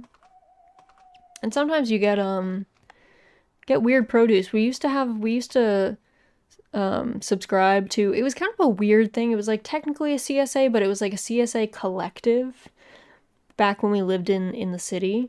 And so it wasn't just one farm that we bought a share of. It was like you bought a produce and meat subscription, and then they would get shares from a bunch of different farms. And so we got like, I think one time we got pluots, which are a very cool fruit. I'm also super allergic to pluots, but they are tasty. And I had never heard of a pluot before. We used to get like garlic scapes and stuff was cool. Ramps, all sorts of cool stuff. That was also random, but they used to tell you in advance like what you were getting, and if you had any allergies, you would tell people that you couldn't eat certain things and they would like substitute it or whatever. But that was a little bit more, that was more expensive, but it was also wider selection because it wasn't just one farm. That was also how we ended up finding a farm to buy a whole sheep from. We got this like really good, well, in the US we call it lamb, but it's not actually young sheep. It's all adult sheep. We got some really good lamb from that CSA like collective thing. And they would tell you all the farms that everything had come from, and so we like went and reached out to the farm and we bought a whole sheep. So it was like 70 pounds of meat. And we got all, and like the cuts were exactly like how we wanted it to be done. It was great. It was incredible. Mutton. Yeah, we don't really use mutton in the US though. We just say lamb like the whole time. We just say lamb the whole time. But it was excellent. And then we did a pig share once with a different farm too, where, because pigs are big animals, like getting a full pig is a lot of meat, so it was like a quarter, I think. So that was fun too. I'm probably gonna do a meat share again sometime soon. I don't know. I would love to do lamb again because it's so good, honestly. But I don't know if there's any farms out this way that do that. So we'll have to see. Have to see. Oh yeah, I forgot to go give Jennifer a gift. That's fine.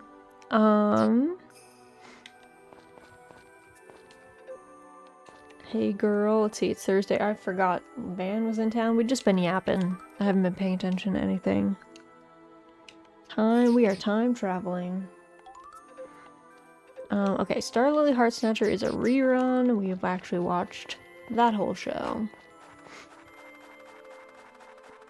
I love hearing Raz talk about all these random things I'll never see in real life. You can live vicariously through my yapping.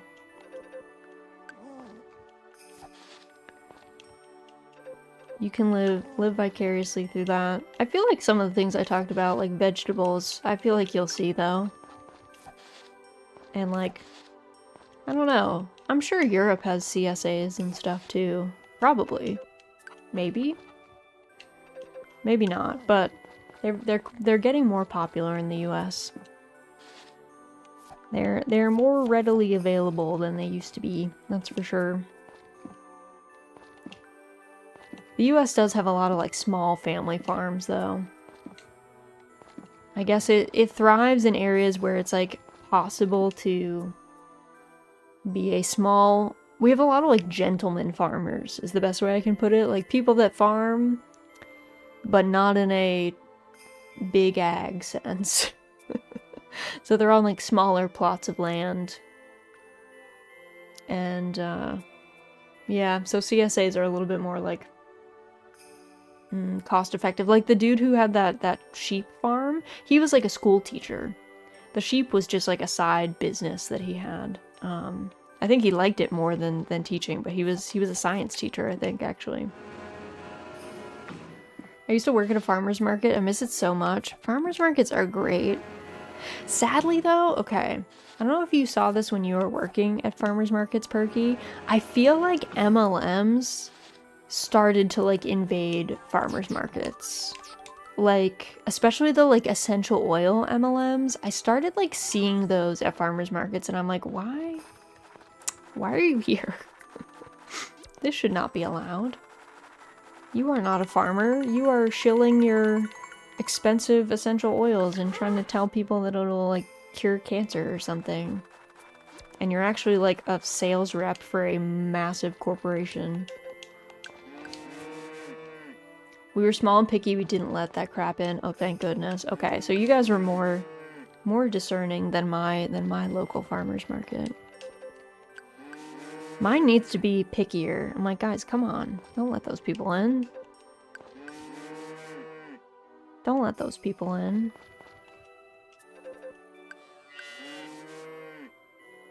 But they do, and then I have to like awkwardly make eye contact with the MLM girlies and be like, I'm not buying your stuff. I do not believe in this.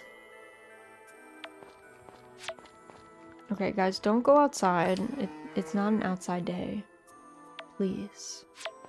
Please.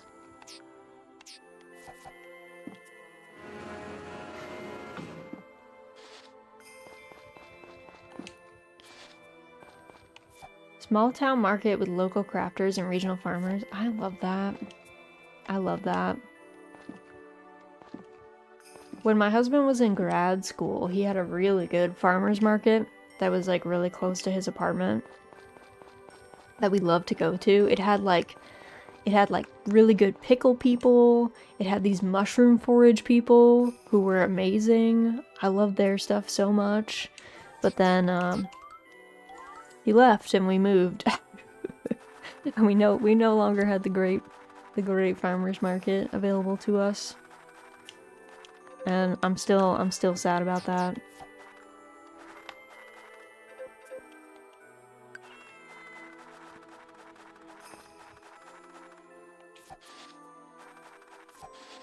Though I am a member of a co-op. I never drive up there really, but I am a member of a co-op. I should probably just do a lot of my other shopping at the co-op. I think that people here would not do markets because for most it's a hobby. That's fair. Yeah, these are usually people, there are a lot of people who do it fully professionally, and then a lot of people do it as like their side hustle. We had pickles with jalapenos that were so good. They were also $16 a jar. Couldn't get them very often. That's a lot. Was it like at least a big jar? Or are we talking like a small, like,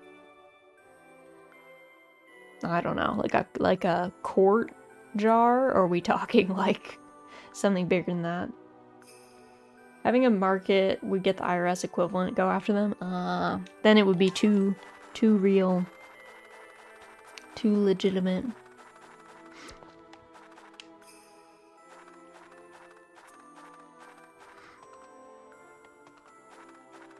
You know what's something that I was thinking about recently? Does Canada, if anyone's Canadian here, aside from B, who might be off, does Canada have Ren fairs? Is that a thing? Or is that like a super American thing? Because, like, I feel like Europe has, like, some Ren Fair-y / medieval market vibe things. But I was thinking recently, I was like, does Canada do that too? Do we just do that?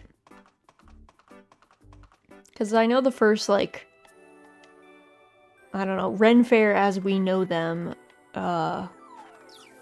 in the US was in California, I think, but I wanted to go to the Ren Fair again so badly. See, my problem is a lot of the Ren Fairs around here are in the summer, and I hate Ren Fairs in the summer because it's so hot.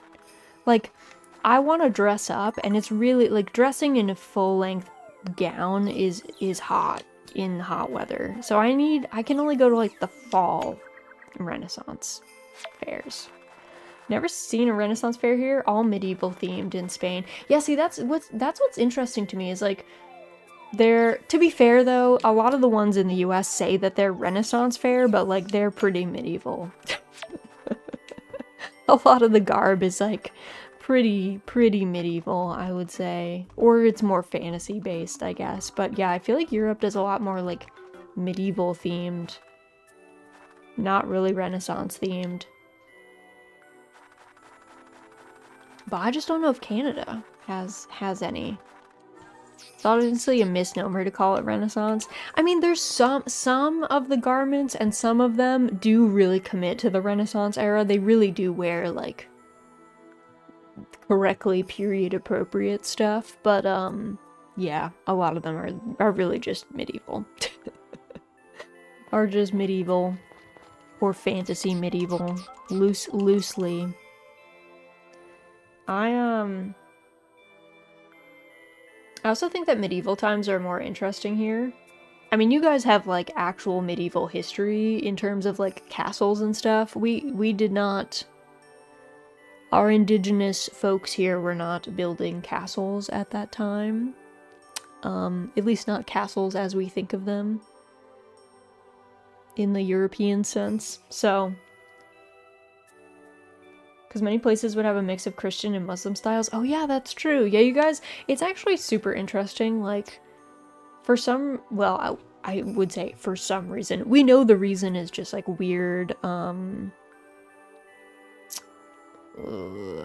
don't know, like racist, rewriting of history, but like the medieval world was actually like really cosmopolitan in a way. Like there was a lot of trade going on and a lot of people like moving to different places and cultures like meeting. It was super cool.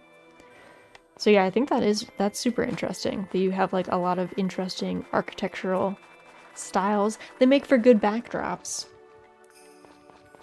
In Spain especially, considering their history, right? Spain especially, the king of that. The king of that.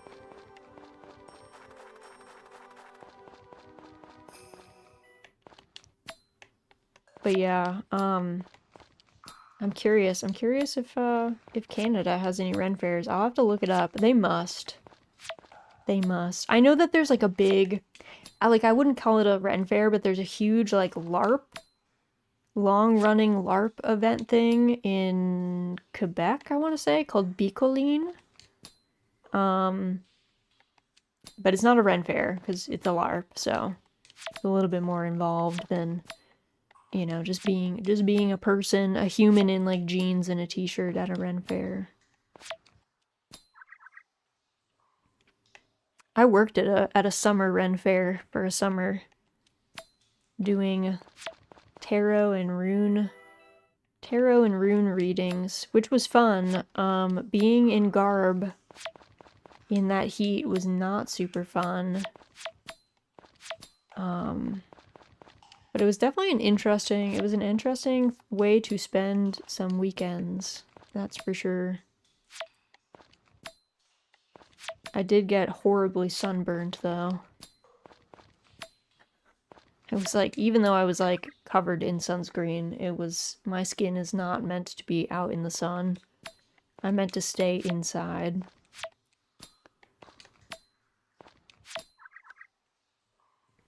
Alright, friend, you're fine. You're fine, girl. The nearest one for me is in New York, though.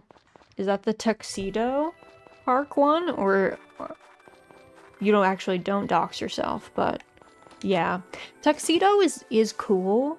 I've been to that one before, but I feel like it gets really crowded. Like, it has a decent size to its grounds, but I don't know, some areas do get really congested, and then I start getting the crowds fear vibe where I'm like, there's a lot of people here, I don't know. We also have a lot of Moors and Christians festivities, which would classify as medieval fairs to some level. That's so cool. That's so cool. I love that.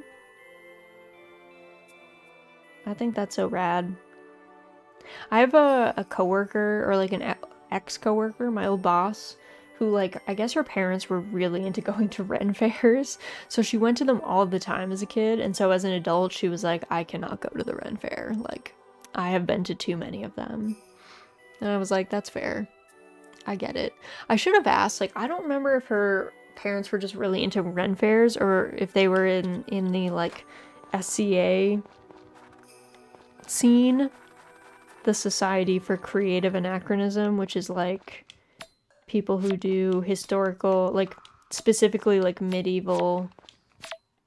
I think they stop at like 17th century, early 17th century.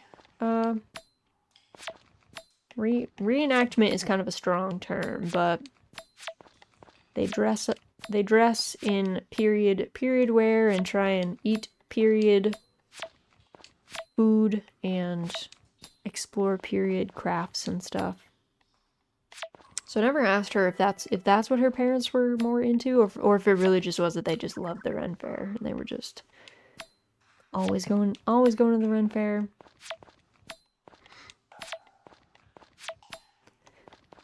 A friend of mine worked at Ren Fairs forever, and she'd done all sorts of jobs. She worked for like one of those companies that did like the axe throwing and the archery and stuff like that. And then she also worked for a group that did like the knight like sword fighting, but like with kids, and she loved that. She's so good with kids, like, and she had pink hair and stuff, so like the little girls were always like super hyped that there was clearly a lady knight and that she looked badass.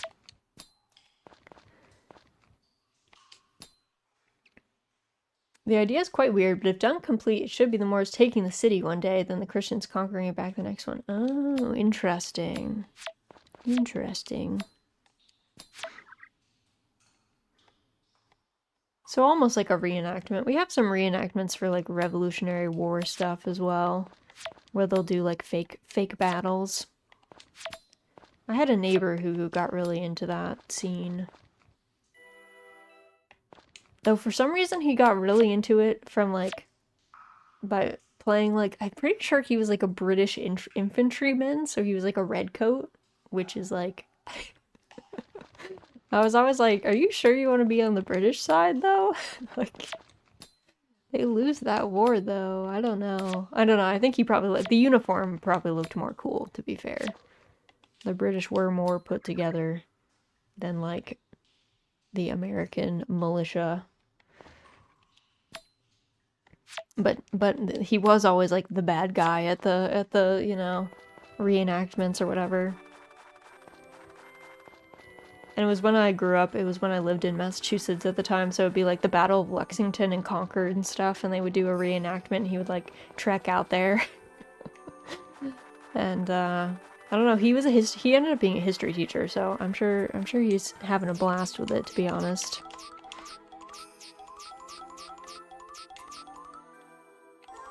I also think that's how he met his wife. They're probably married by now. I think the last time I looked him up, they were engaged, but I'm pretty sure they met via the historical reenactment scene, because I think she was doing like the some of the like camp reenactment that would have women doing like because like, you know, militaries in that time period had like a huge group of support people essentially following them around doing like cooking and blacksmithing and mending and all sorts of stuff. So I think she was doing reenactment for that. They must have met on like essentially on set at one of these events. Those are always cool ways of meeting partners, because you already have something in common. Yeah, exactly. You already have like a hobby that you like to do together. Not that you have to have like all the same hobbies as your partner, but having something like that in common goes a long way. I'm biased because I met my husband at a LAN party and we're both just weird little gamers, but well, actually he's not little, he's like 6 feet tall and has a beard and tattoos. It's like a pretty big dude, but in my mind we are both two little weird gamer gremlin people.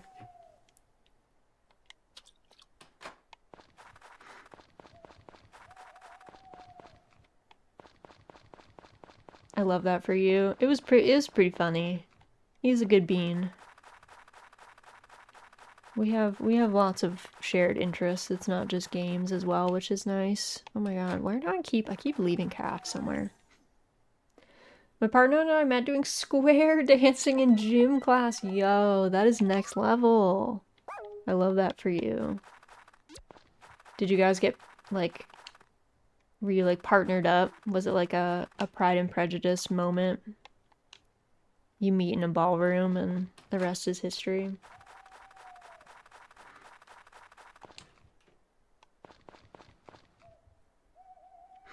because that's pretty wonderful.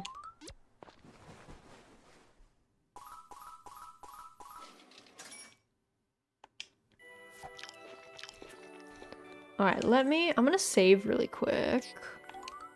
Because it's like 8 p.m, so I do need to get... Pick is like awake. She's about to start committing acts of domestic terror to get food. We wouldn't start dating for like another 4 years. Oh, that's funny. That's funny. Alright, okay, I'm gonna pause. I'm gonna put you guys on a quick be right back screen.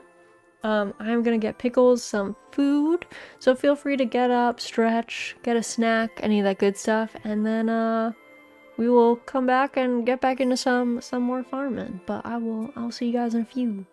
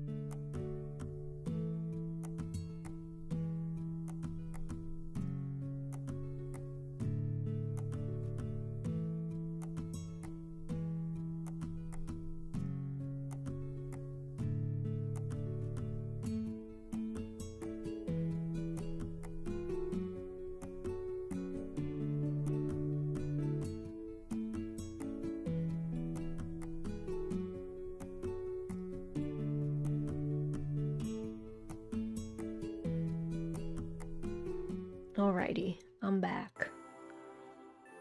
Alright. I low-key believe that the only girls I would try to approach are like people at the gym or something like that, because someone too random does feel off.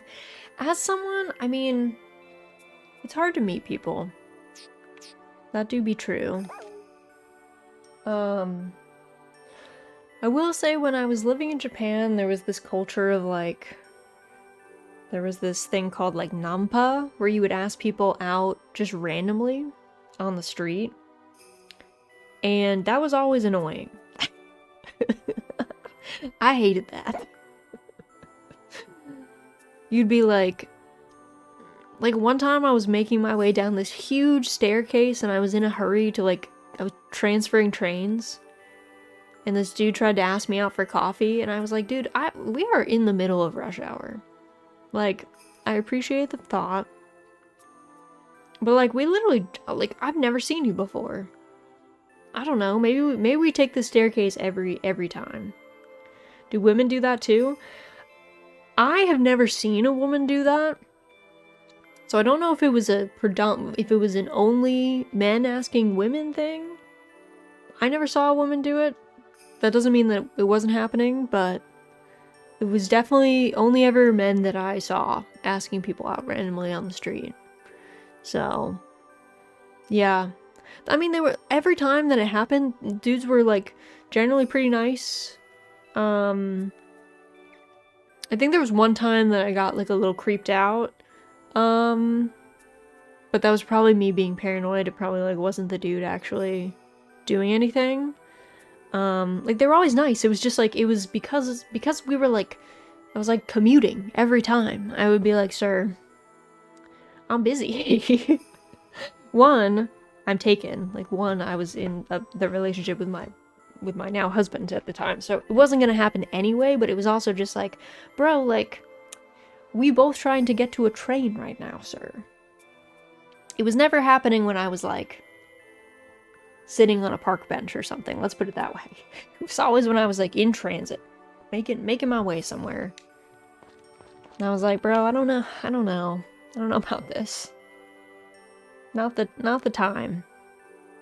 Also, who knows how serious that, I don't know how serious that actually was. Was that actually a dude who thought he was actually gonna get a date? I do not know. Maybe you looked better when stressed and running around. But yeah, maybe that like brought some color to my face and I looked vibrant, I looked alive, I don't know. It was like, yeah, I'm trying to think, like once was when I was booking it off campus. I was trying to like catch my train to get back home.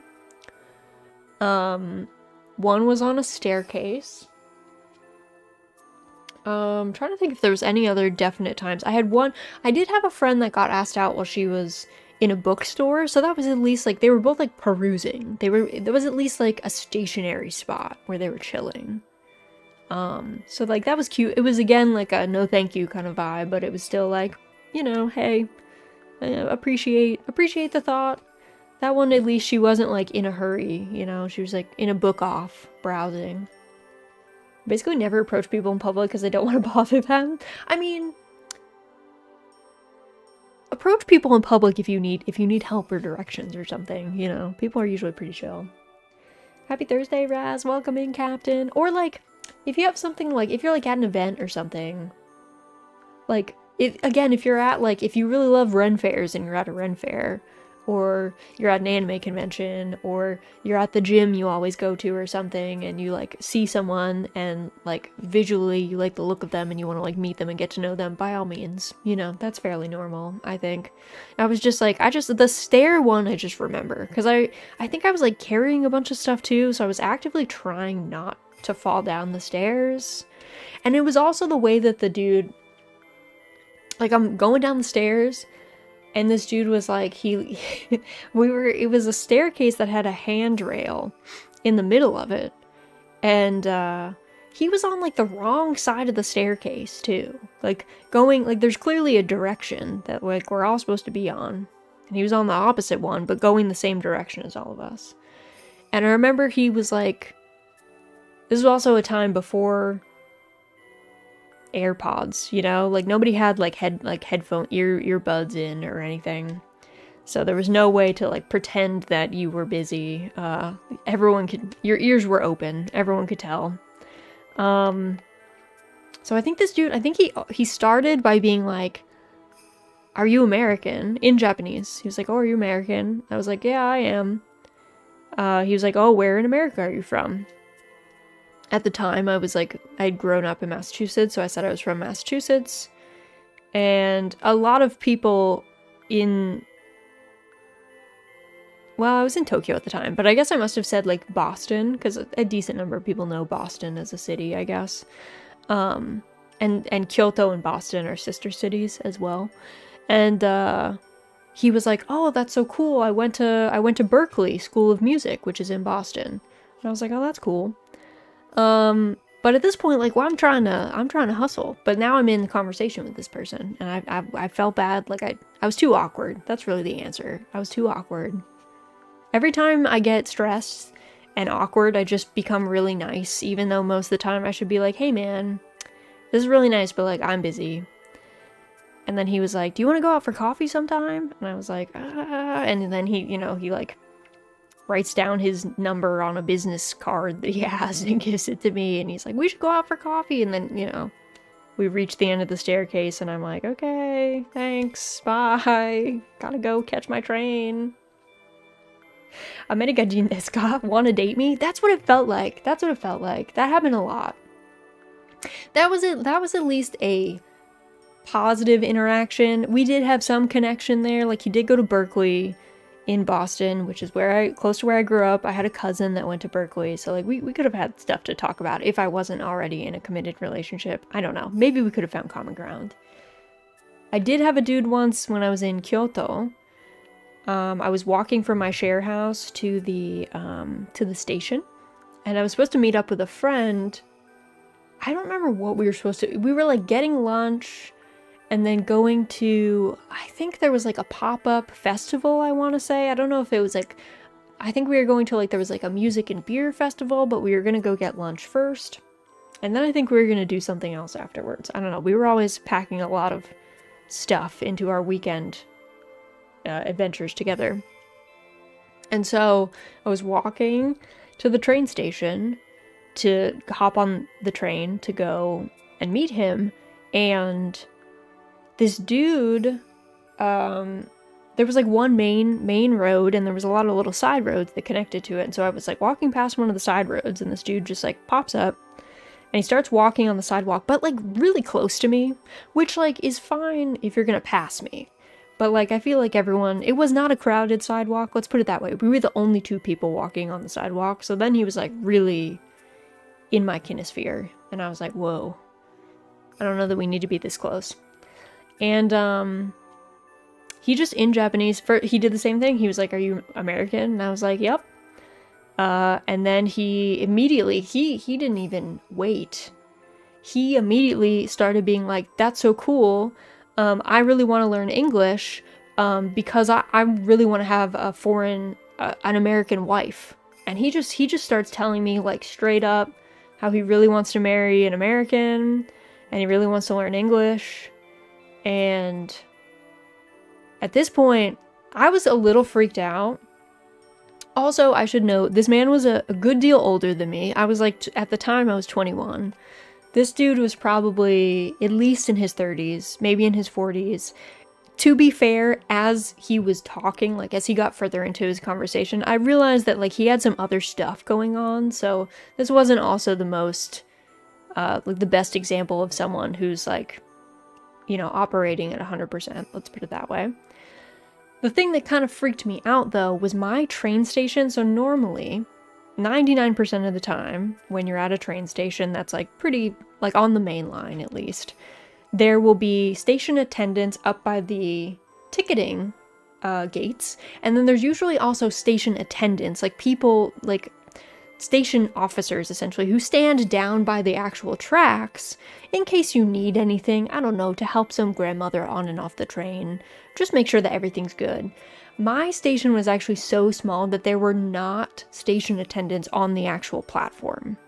So there would be station attendants up the set of stairs by the ticketing gates, but not down on the actual platform. And this was a weekend. It was not like peak time that I was going. So I'm kind of walking to the station with a dude that's kind of creeping me out, and he's going on and on and on about how he's so excited to marry an American woman and have an American wife after he's just asked me if I'm American. And I dumbly was like, yes, of course. So I got really freaked out. And I just didn't feel comfortable being on the platform alone with him, because I kind of figured I was going to be alone on the platform with this man. And so my paranoia kicked in, so I pretended to have trouble with the ticket machine. I literally stood there for like 15 minutes because I waited for like a full train to like show up, get all the people, and then leave. And then like another train was coming. So I ended up being super late to meet my friend too. And at that point, I didn't have my Japanese phone at that time, so like I couldn't contact anyone. Like I didn't have a SIM card and there wasn't Wi-Fi available, so I couldn't like contact anyone once I left my house, essentially, unless I wanted to go to like a bar or something, or like a McDonald's or a Starbucks, like someplace that might have public Wi-Fi. So yeah, I was like super late. My friend was like, what happened? And I was like, this dude was like walking next to me the whole way to the station, talking about how he wanted to marry an American, and I got freaked out. I got scared. It does sound like it'd be funny for me to visit Japan for the random encounters. I think everyone can have random encounters just about everywhere. Japan just seems to, I think it's more stark in Japan because Japanese people are very polite, but they also, in general, are pretty, like, they keep to themselves a little bit more, I think. Like, Americans are definitely more chatty. You're more likely to have an American, like, talk to you, if they don't know you, but they're probably not going to be as nice. So, like, it's almost like, I feel like the random encounters stand out in Japan more because, like, you don't have that many strangers that actually, like, talk to you. Unless it's, like, you know, someone asking for your order or welcoming you to a shop or like checking you out or something at like a store. Like, you don't have, generally Japanese people are not like coming up and talking to you that often, so when they do, sometimes you're like, oh my god, what's happening? The big streamer Ludwig did a cross-Japan motorcycle trip while knowing very little Japanese without using maps. Pretty interesting. I bet lots of interesting interactions with people. I really want to marry an American. Yeah, me too. Good luck, buddy. That's what I should have said. But yeah.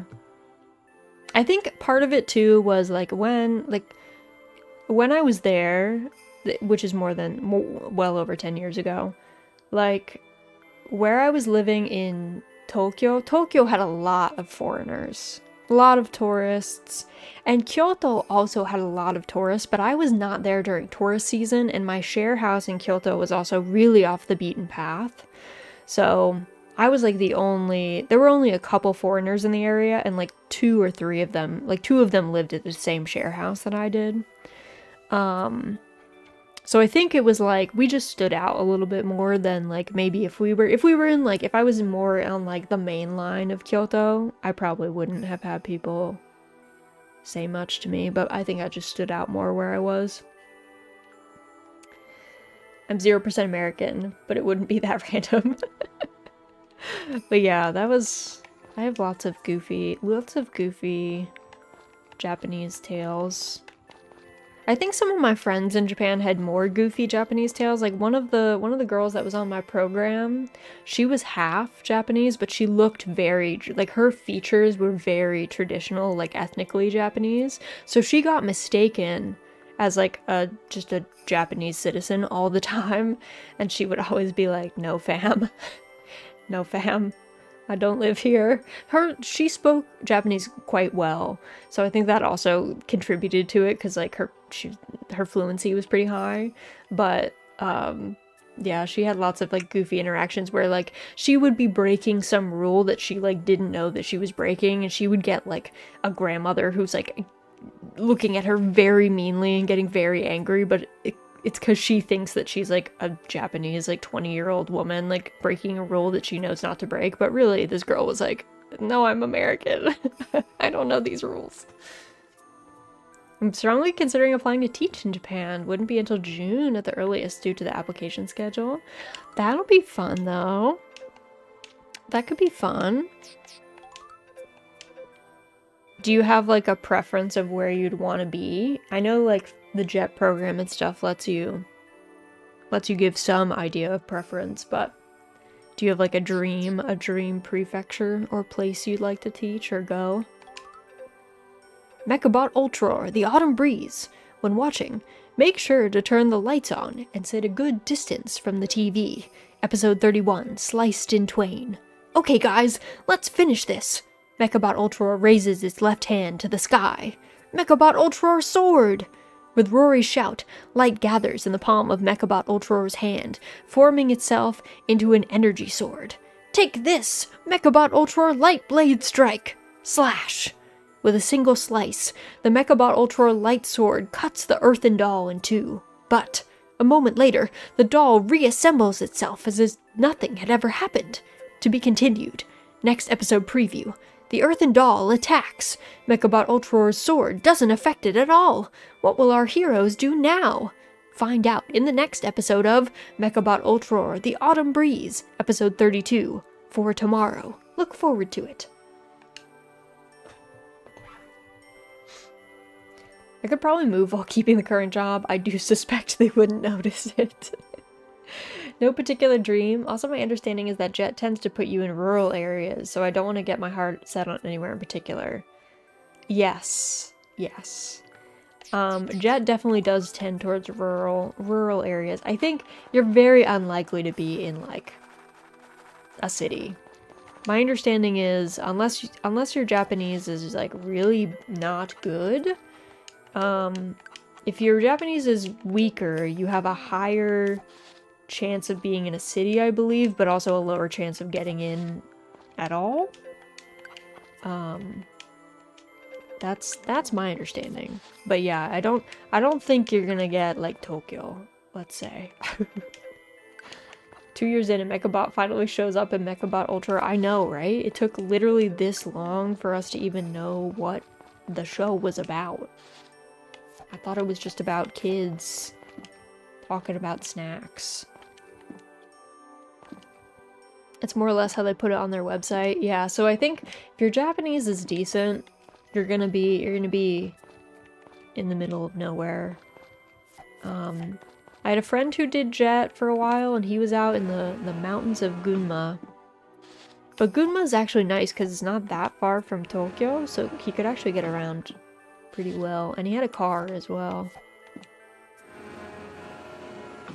So that's handy. So there's some spots, but yeah, you can't really get married to any particular area, at least with JET, because you can have preferences, but I don't think there's any guarantees.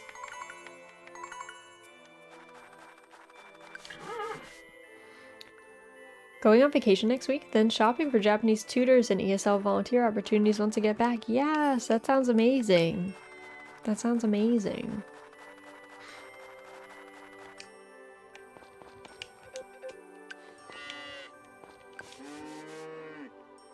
I guess you should know too, I'm sure you have consumed lots of JET content. The one thing I will say about JET, the main critique that I hear about JET is that it can be frustrating to be an assistant language teacher. So I guess if teaching English is really your passion, JET might be a little frustrating, but there's also there are other opportunities once you get to Japan as well.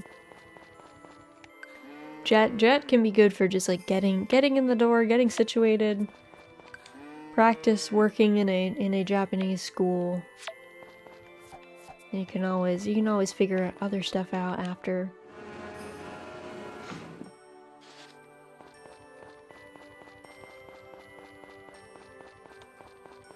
Let's see. Oh yeah, I didn't do food yet. I'm trying to think. There was like a couple other people from my program who did JET, but not my year. I don't remember where they ended up getting placed. The only other person I can remember was a girl who got a Fulbright scholarship, and she was doing research at a university in Hokkaido, which is pretty cool. But Fulbright scholarships are difficult. Fulbright scholarships are tough to get anyway, and then like the research ones are like even harder to get, I think. So she was a very, very bright and very accomplished. Being a teaching assistant sounds perfect to be TBH. I have some experience as an ESL teaching assistant a few years ago. Okay, that's good. Yeah, I think the one critique is sometimes there's a lot of people who they really want to be English teachers, and I think being the assistant role, especially because like hopefully it's getting better, but like at least back when, you know, again, this was like 10 years ago when my friend was doing it, I think some of the criticism was like it was tough being a native English speaker but not really being given a lot of freedom to help like correct, because like a lot of times it would be a native Japanese speaking teacher who would be teaching English, and sometimes like their pronunciation would be like katakanized and stuff. And so I guess there was like this, you know, struggle between wanting to teach English with the correct pronunciation or like the most correct grammar or whatever, but feeling like they were only really like in the corner. only speak when spoken to kind of thing. But I've also heard like JET is vast and there's lots of different schools and stuff, so part of it too I think just depends on maybe just get placed in a school that's like weird about that, and other people may have like great experiences where they're given a lot more like leeway and an ability to actually feel that they're like a real I don't know, a real human in the classroom that has agency. Also, the money you get in those things ain't great. It's not, yeah. The salary is quite low, but you are given an accommodation, so there is like a trade-off there where it's like your salary is low, but they're also helping you get this apartment. But yeah, you don't make a lot of money. Just feed them Danny DeVito clips from It's Always Sunny as their only learning material. My goodness. Be like, here, just emulate this. It'll be perfect.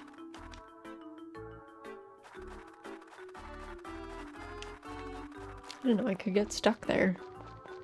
You learn new things every day.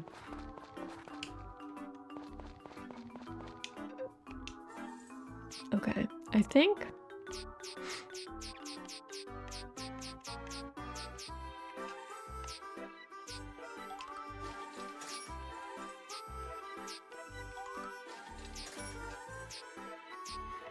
I'm just gonna buy a bunch of stuff. I want to do some cooking today.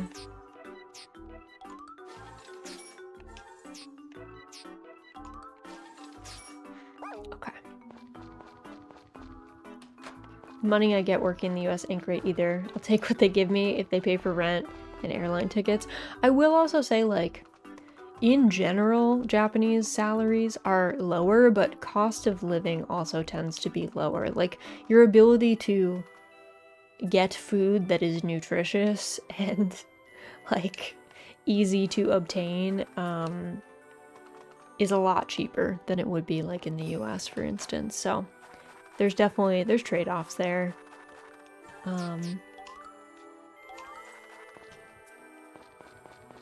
yeah, I hope all that goes well. That sounds exciting. You'll have to keep us in the loop if you do end up going to Japan. Because that would be so hype. You could see all sorts of cool stuff. Alright, let's do some cooking. What should we make? Alright, I'm gonna look up the cooking thing, because I think there's some recipes that you unlock by, like, cooking things a certain number of times, so... Oh, that's not the search box. Seasons... Okay. Let me go to my guide. I can't deal. The kids these days love guides in video format. I'm like, give me the wiki. I need to read this myself. I need to be able to have this on the side where I can pull it up. Cooking. I saw that about Japan is that salaries are somewhat similar to Spain, but rent is half or a third. Yeah. Rent can be really, I mean, if you're in like Tokyo, that's the other thing. Like the one positive thing about JET is because they're putting you in rural areas, like rent is very cheap in a rural area versus like in Tokyo, you know? Like Tokyo is expensive, but if you're not there, it's no big deal. YouTube has been feeding me shorts of a guy who rates Japanese restaurants. It's so confusing when he's like, this meal cost 800 yen, so it was pretty expensive. Yeah. No, that's like, yeah. Yup. I hate video guides. Give me the old game facts text only guide. Yes. I cannot do the video guides. There are times and places for video guides, like video guides for raids and World of Warcraft fights used to be kind of useful because like the visual was helpful, but like no. Otherwise just put it in text. Hi Raz, how goes the farming? Welcome in, Chris. I was just about to start doing some cooking, so I'm gonna cheat and figure out some recipes that we're missing. I'm gonna figure out some stuff we're missing.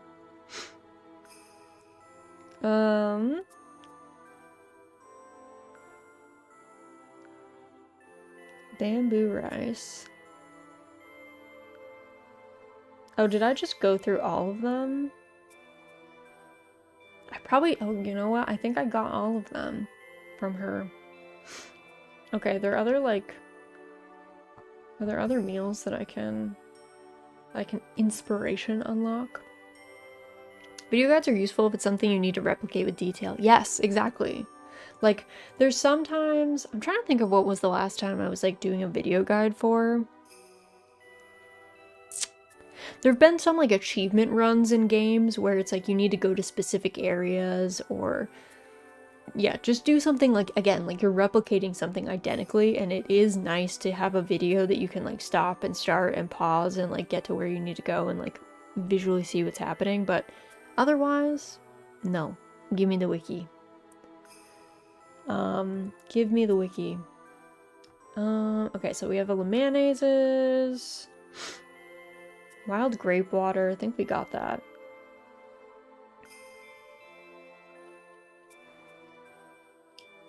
Oh. Do we have... Hold on. I see this one for salad, but it needs a lot of vegetable juice, and I want to make sure that I don't kill all of my cabbages, because that's kind of expensive. Do I have a lot of cabbage? I don't have 20 of them, so that would be like all of them. And give me cool ASCII art at the top, right? The cool ASCII art, we're missing out. Those were the best guide. That's how you knew the guide was good. You would go to it and there'd be sick ASCII art, like of the game characters, and you'd be like, okay, I'm invested, I'm here. You guys have committed to this. You know what's up. Oof, okay, so the salad one is probably not gonna be it. Okay, what else? What else? Did I get miso soup? Do I have the miso soup? Did I get that?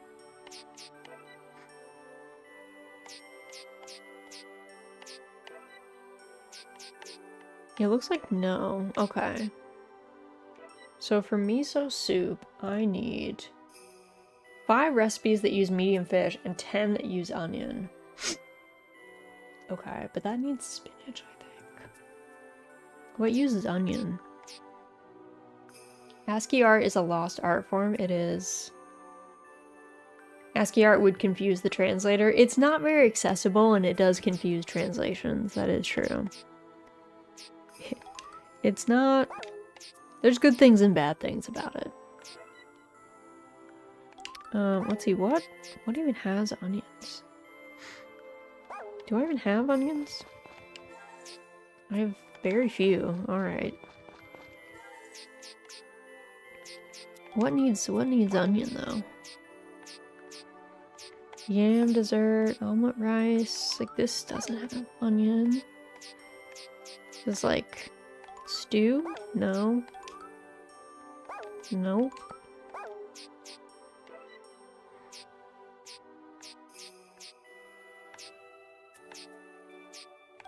This is just fish.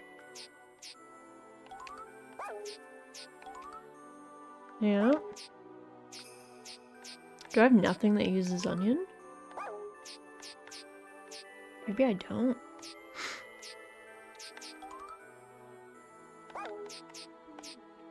I don't think I do. Cause like, I don't know, like sashimi is not gonna have onion in it. Wow.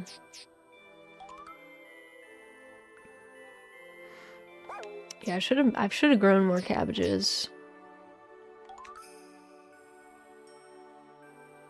I think. I don't remember if I made one of these though. If I didn't, I should give this to the goddess, but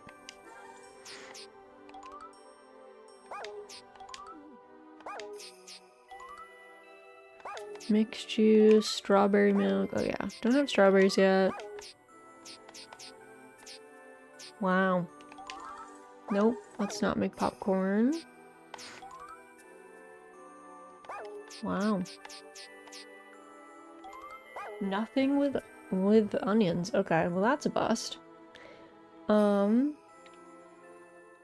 recipes that use cabbage. Okay, well I can make 5 veggie juices.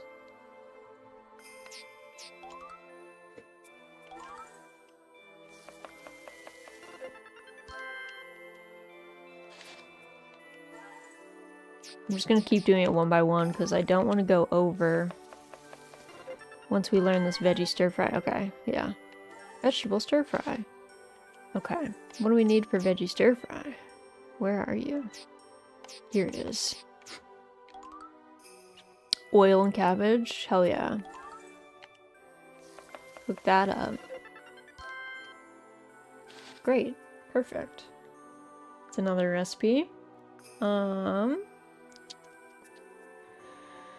We got okonomiyaki, sandwich fruit juice. Okay, French fries. Catch in a bottle message during spring. Okay, well, don't have that. Oh, I don't think I have anything that uses pineapple. But there's pineapple juice. Let's see. What else? What else? Pudding. Oh, that's from Anna's dessert class thing. I gotta figure out how to trigger that. Gotta figure out how to trigger that one.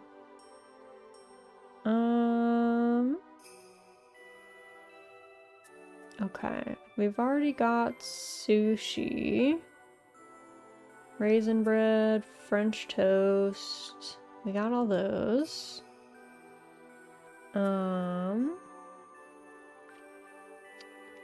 We got tempura. We can't make it yet though.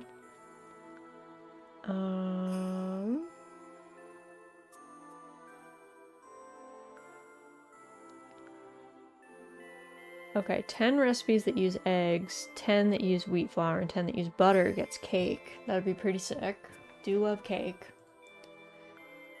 I love sheet cakes. I feel like I could go to a grocery store and buy a sheet cake every week and be happy. I don't think that my cholesterol would be happy. But would I as a human be happy? Yes. Yes, I would. I would be so amped.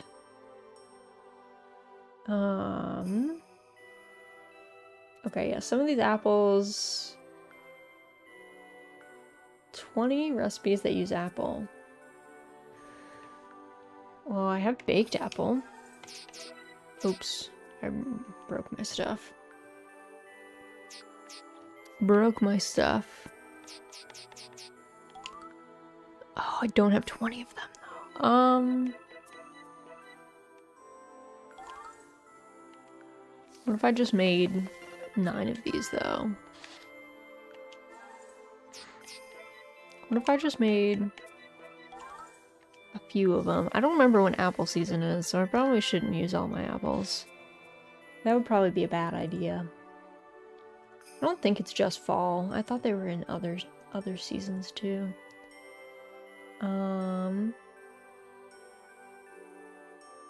Let's see. Caffeine.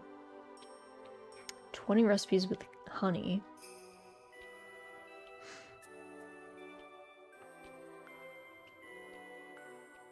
Okay. Now we're getting into some of the weird stuff, like the suns. Like winter sun. 5 recipes that use medium fish and 10 that use oil. I feel like... Have I never made that? Do I not have that? Aqua pazza? I guess not. Oh, this needs eggs. What else uses oil? Curry bread? That one is pretty easy. How many of these did I need? I needed 10 oil and then 5 that are medium fish.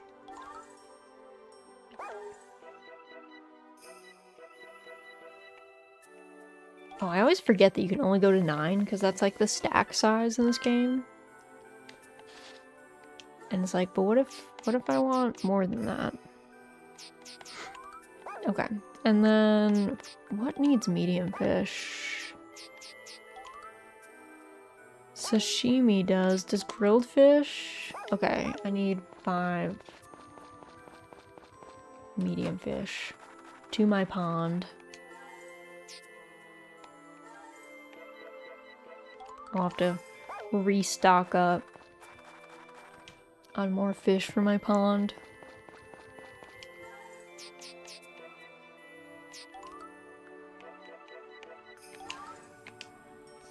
All right. Yes. Excellent. What does that need? What does that need? Okay, I need a medium fish, onion, cabbage, ooh, fancy. Okay. I'm getting so many things that we can feed the goddess. We get 1 more medium fish. Let's go back. Sadly, I can only sell a bunch of this stuff to Wong, so we'll see what he says. Or we can take it to the mines, I guess, and just put it in our pockets and munch up. That actually looks so good. I know I'm getting hungry. A mistake.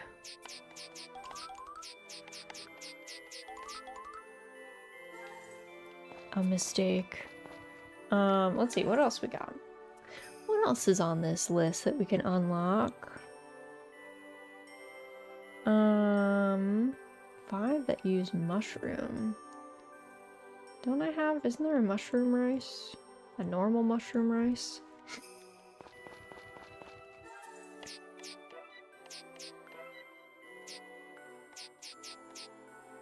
It's chestnut rice.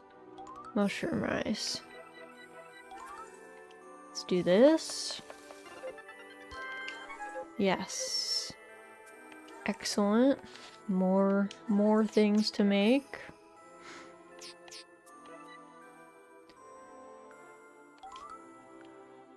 Oil, mushroom, green pepper, onion, and potato. Love that. I actually don't know. I don't know how to pronounce that. Ahio? I don't know how that's pronounced. I'm bad at pronouncing. Honestly, anything other than English, Japanese, and maybe some French words, I'm abysmal at pronouncing. That's not helpful, Mary. Wow, thanks for the pronunciation guide where you just typed out the word. Appreciate ya. Of course that's how it's done. Oh, paella. 10 that use onigiri, 5 that use onion. See, I feel like the onion is the problem. Could make more of that dish we just unlocked. Because that does use onion. We've probably made things with...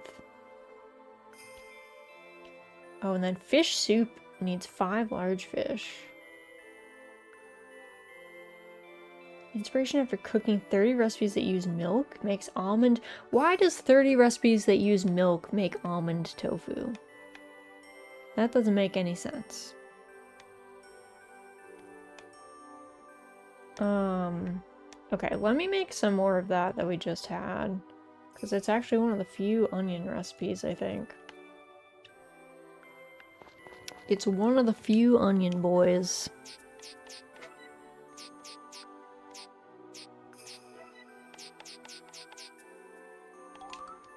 Let me just make sure I'm not about to int anything. I'm a little down. How many of these did I need? Was it 3? 5? 3? 3, so I only need 2 more of this. Alright, so let's do 2.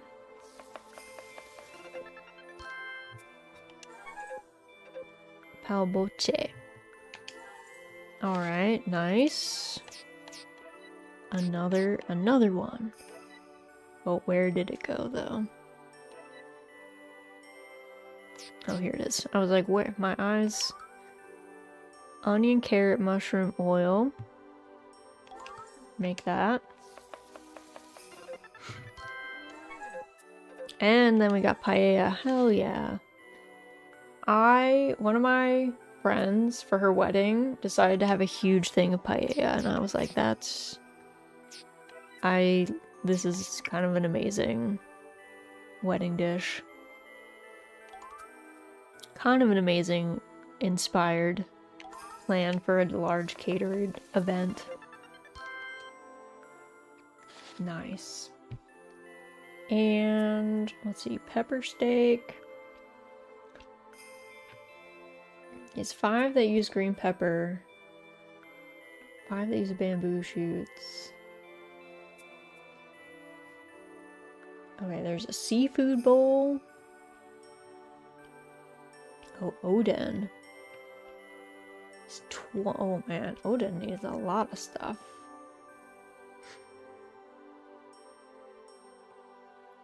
There's eggs Benedict? Inspiration after cooking 30 recipes that use eggs and 30 recipes that use mayonnaise. What needs mayonnaise? What? Alright, well we gotta, before we go, at some point, we're gonna have to get eggs Benny, because it's one of my favorite things. 30's a lot, though. 30 do be a lot. Yeah, what even needs mayo in this thing? Somehow never had paella. I need to get on that. Since it is seafood, I will say you probably want to eat it in a coastal area. Generally. So if you ever find yourself, if you don't live in a coastal area, if you travel to one, maybe hunt around, see if there's a spot that has that. What even need? I'm trying to think, like, what would even have mayo on it?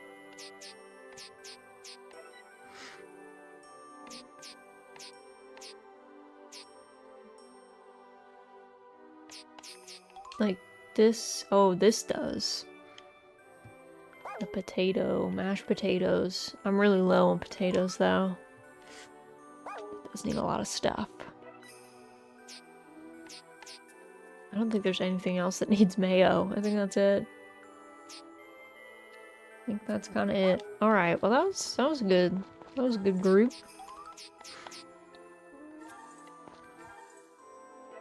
That was a good set. I guess I can go give at least one of these things to the goddess. She's gonna hate it, but, you know, we're trying our best here.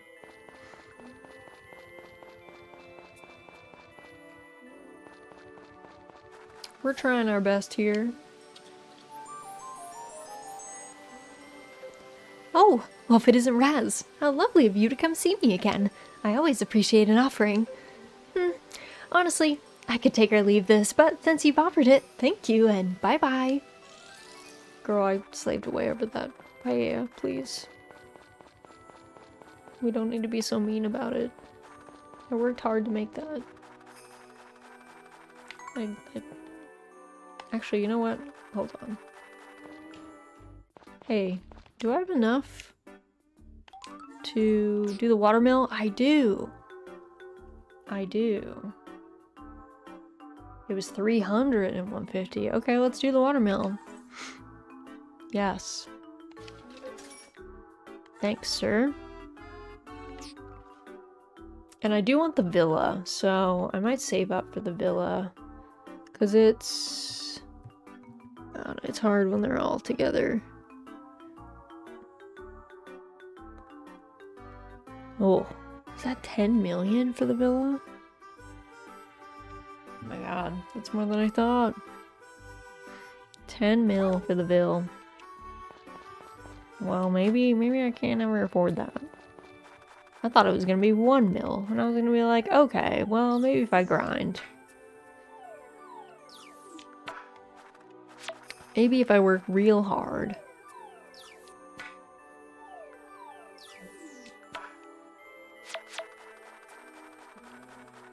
So maybe we ain't never getting the villa. I wanted to have a second there's a couple other second residences, but I think they're kind of hard to get. They're usually like a time-gated thing. Oh yeah. I don't know if I'm gonna have time now. Before this thing closes. Let me see. Let me run in here. Let me get some mithril. Also, sorry if you can hear Pickle snoozing. She do be snorming.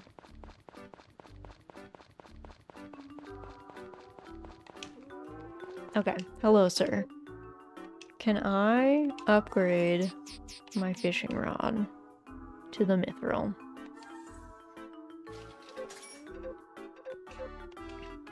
Okay. Alright, bye. Alright, bye. Big snoozing girl. Big snoozing girl. Alright. And... let's see, let's see, I think I put calf away. I did. Good, good, good.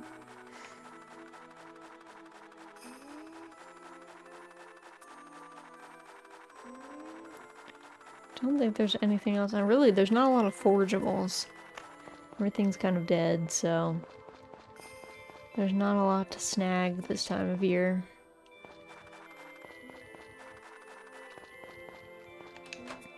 I'll just quick hop in the onsen, try and fill up a little bit, and then we'll go do a little bit of mining.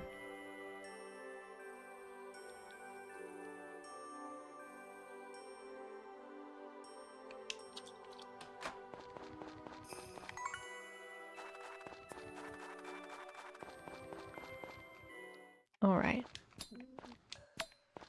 Nice. Also, did my thing go into the wall? Oh my god, it did. I guess we're lucky. There's clearly something on the other side of that wall and it didn't just fall through.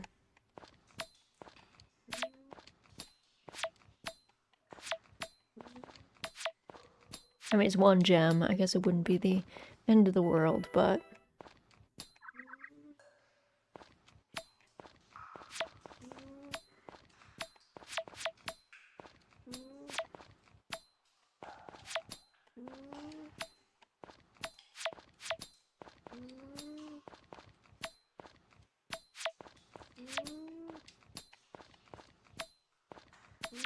alrighty.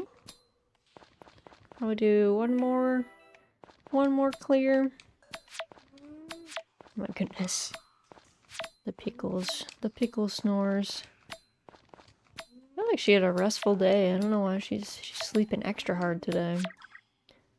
Big honk shoeing. I don't know, maybe she didn't sleep that good. She was conked out this morning, but it's never an indicator, really. She could... sometimes she's hunting until late, and I sleep pretty good, so I don't notice. Alright, let's top up a little bit so that we don't wake up with almost no stamina.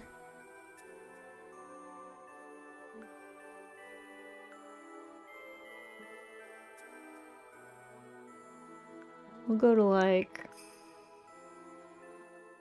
I don't know, a little past halfway, or until 8 p.m. Whichever comes first.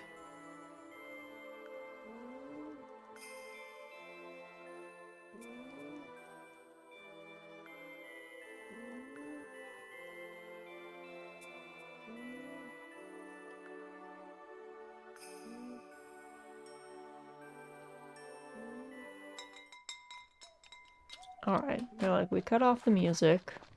Go home. It's enough out of you, ma'am.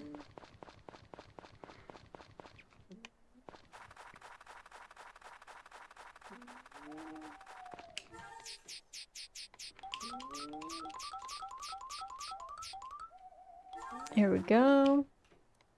Alright. Let me go ahead and sleep. Nice. And let me go ahead, write in our journal.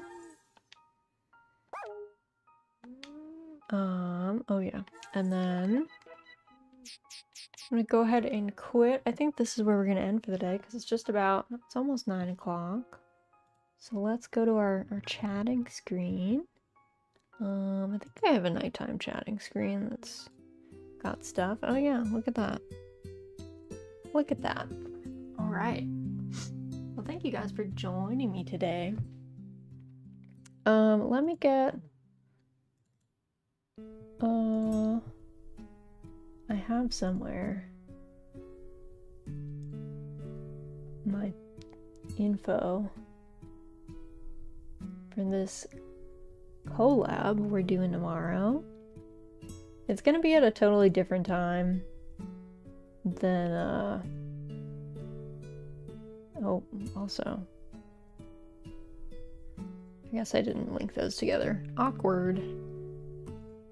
Alright, here's our little my promo image for our collab. So that's gonna be at 1 p.m. Eastern tomorrow, which is, what is that? 10 a.m. Pacific time.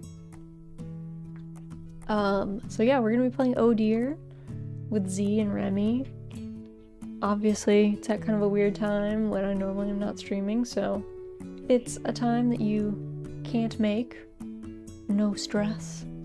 We're always just chilling, but it should be a lot of fun. Should be a lot of laughs. I'm looking forward to it. And then we're gonna be back at our normal time of 11 a.m. on Saturday to continue the farming. And then on Sunday, we're gonna be back in Monster Hunter Wilds to take on some Arch Tempered Raydao. Arc Tempe. A Temporad Raydao. So that should be a lot of fun. So yeah, we have a lot of good stuff going on this week. Let me take a look around, see if anyone we know is doing anything fun, has anything nice and cozy for us. Let me look, see who's doing. I see Verdant is doing some Stardew. We could go do some Stardew party. I think he just started, so he's finally continuing his Stardew modded playthrough. We could see what he's up to. Let me get our raid message going. First raid message is for subscribers. Second raid message is for everybody else. Before we head off, everyone make sure that you do a great big stretch. Make sure that you're an uncooked shrimp if you must be a shrimp. Make sure you get a sip of something, doesn't matter what it is, something is better than nothing. If you're like me and you need to figure out something to eat, I hope it's super tasty. If you need to get some sleep, I hope you get lots of good rest and only have good dreams. Let's make sure that our jaws are nice and unclenched, our brows are nice and unfurrowed. We're gonna go say hello on Twitch to Verdant, who's playing some Stardew. For the YouTube friends, you guys are just gonna get a bit of a stream ending screen. But thank you guys so much for joining me today. Thanks for all the new cottagers, all the old cottagers, all the chatters, all the lurkers. I appreciate you guys for keeping me company as we did some nice, chill, cozy farming. And as always, I hope you all have an excellent rest of your morning, afternoon, or evening, and hopefully I get to see you guys again very, very soon.